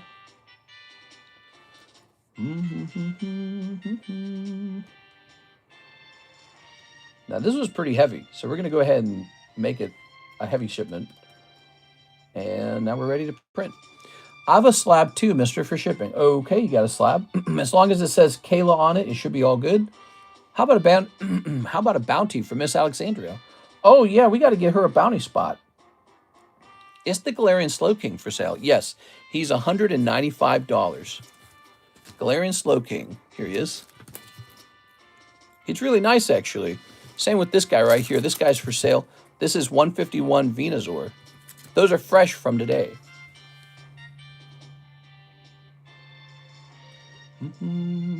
Yo, my CGC slabs have been doing very well recently, says the shortest.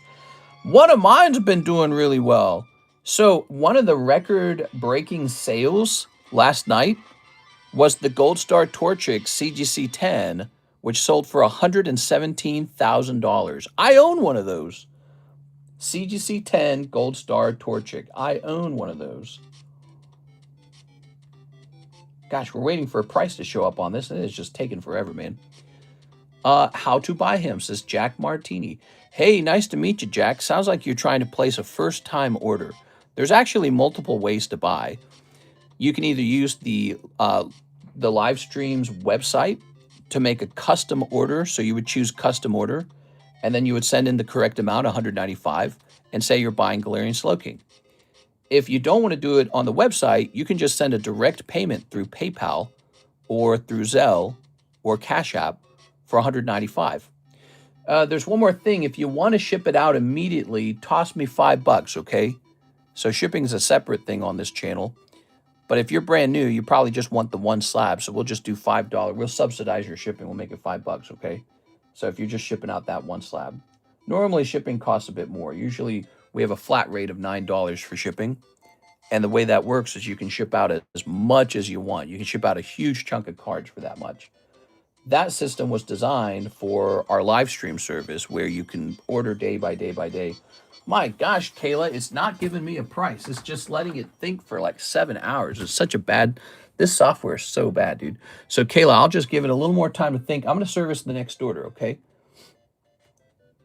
It is taking forever with that order.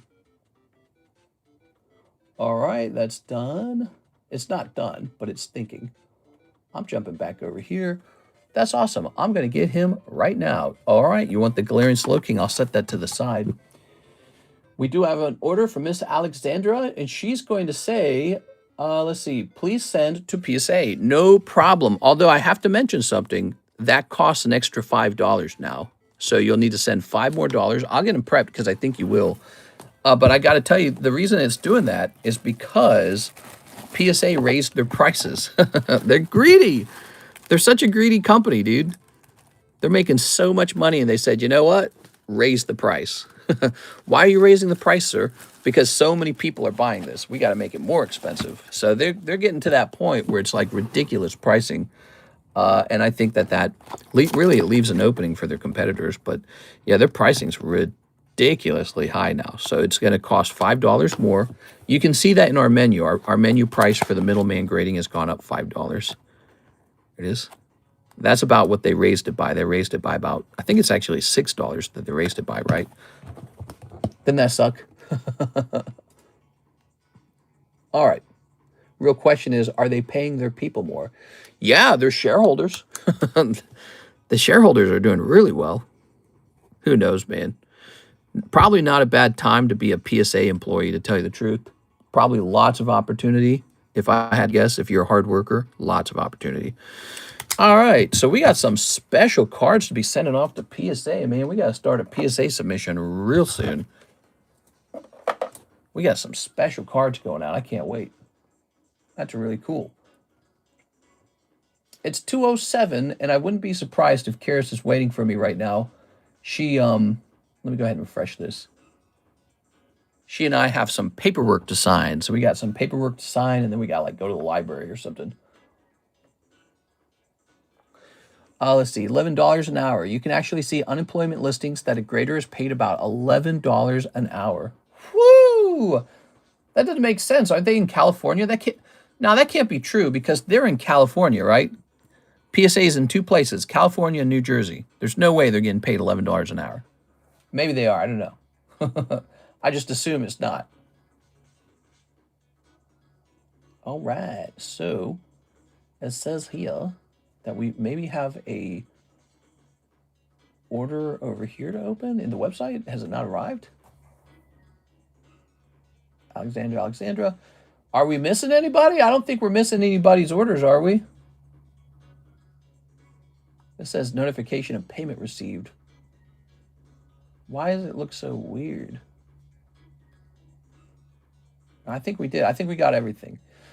So obviously I was not able to price all the cards. We got quite a few more cards to consider pricing, and we're going to continue that into the evening stream. So we have an evening stream coming up for Monday, and that's because we stream twice per day, but we're getting close to the wrap-up time period. Why don't I hand out a couple spots over here? Here we are. Seva. I'm going to hit choose a winner. Why does it say chat unavailable? Let me hit, should I hit refresh on it, you think? That would, you know what? I better do that just in case it's bugged. All right, hold on. Let me hit refresh on this. It seems bugged, guys. Is Cactuar Queen even here? I don't know if Cactuar Queen is here. I think our setup was bugged. So I need you guys to type this in, Sarah, to get yourself into the giveaway right now. Type that in. All right. $200 shipped. Yeah, we'll get it shipped. I will mention this. I don't know if it'll ship out today. It'll ship out the next time Miss Alexis does a round of shipping. She does our shipping for us. And I think she's coming in today. I mean, it's just one slab. I might be able to ship it for you. I've been doing a little bit of the shipping so that Alexis doesn't have as much to do. All right, here's Miss Alexandra. Wow, you're super lucky today. You get into the giveaway. We've got Knick Knack Collectibles. Knick Knack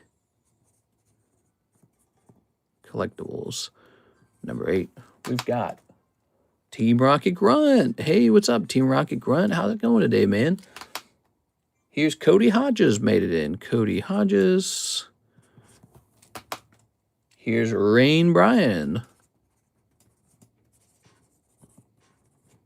All right, so we made it up to 10. We'll save the next 5 spots for the next stream, okay? There's a reason no one stays at PSA for a long time, says Mr. Ding Ting. Let me look it up.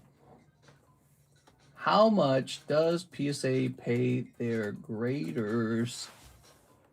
It says here, as of February 2026, PSA card graders typically earn an average salary of $22,000 to $40,000 per year, which breaks down to $11 to $20+ per hour. This depends on experience, location, and specialization. While entry-level positions do start low, experienced graders or those in specialized roles earn much higher salaries, which some salaries ranging up to $44,000. Okay. That's interesting. So imagine, you're real skilled at it. You've been doing it for a couple years and you're earning $44,000 to grade cards. That still seems kind of low, doesn't it? It kind of makes you disrespect the process to a certain degree because it's just this underpaid guy deciding the fate of your very expensive collectible. And that's why when a card grades 9, I always check it. When a card gets a 9 and it looks like it needs a second opinion, we send it to another grading company for a second opinion. Very important step, guys, because the grading's not, it's not perfect. It's not perfect. Another grading company might decide your card's actually a 10. So that's why we test it. All right, thank you so much, Miss Alexandra, for correcting that. To the gentleman who's interested in this Slow King, I'm going to hop off now, but you can still pay for it while I'm no longer live. It's $195 plus $5 shipping if you're wanting it. We're just doing that $5 shipping for him, guys, because I think he just wants the one card. Anyways, I'm going to hop off now, guys. We'll be back on for the evening stream tonight. Feel free to join us there for the Monday evening stream, which should be in about 2.5 hours, 3 hours from now. Not much time. I got all this work to get done in between that time period too, so I better go, guys. That's the 3-hour stream right there for the morning. Thank you so much, everyone. I'll see you very soon.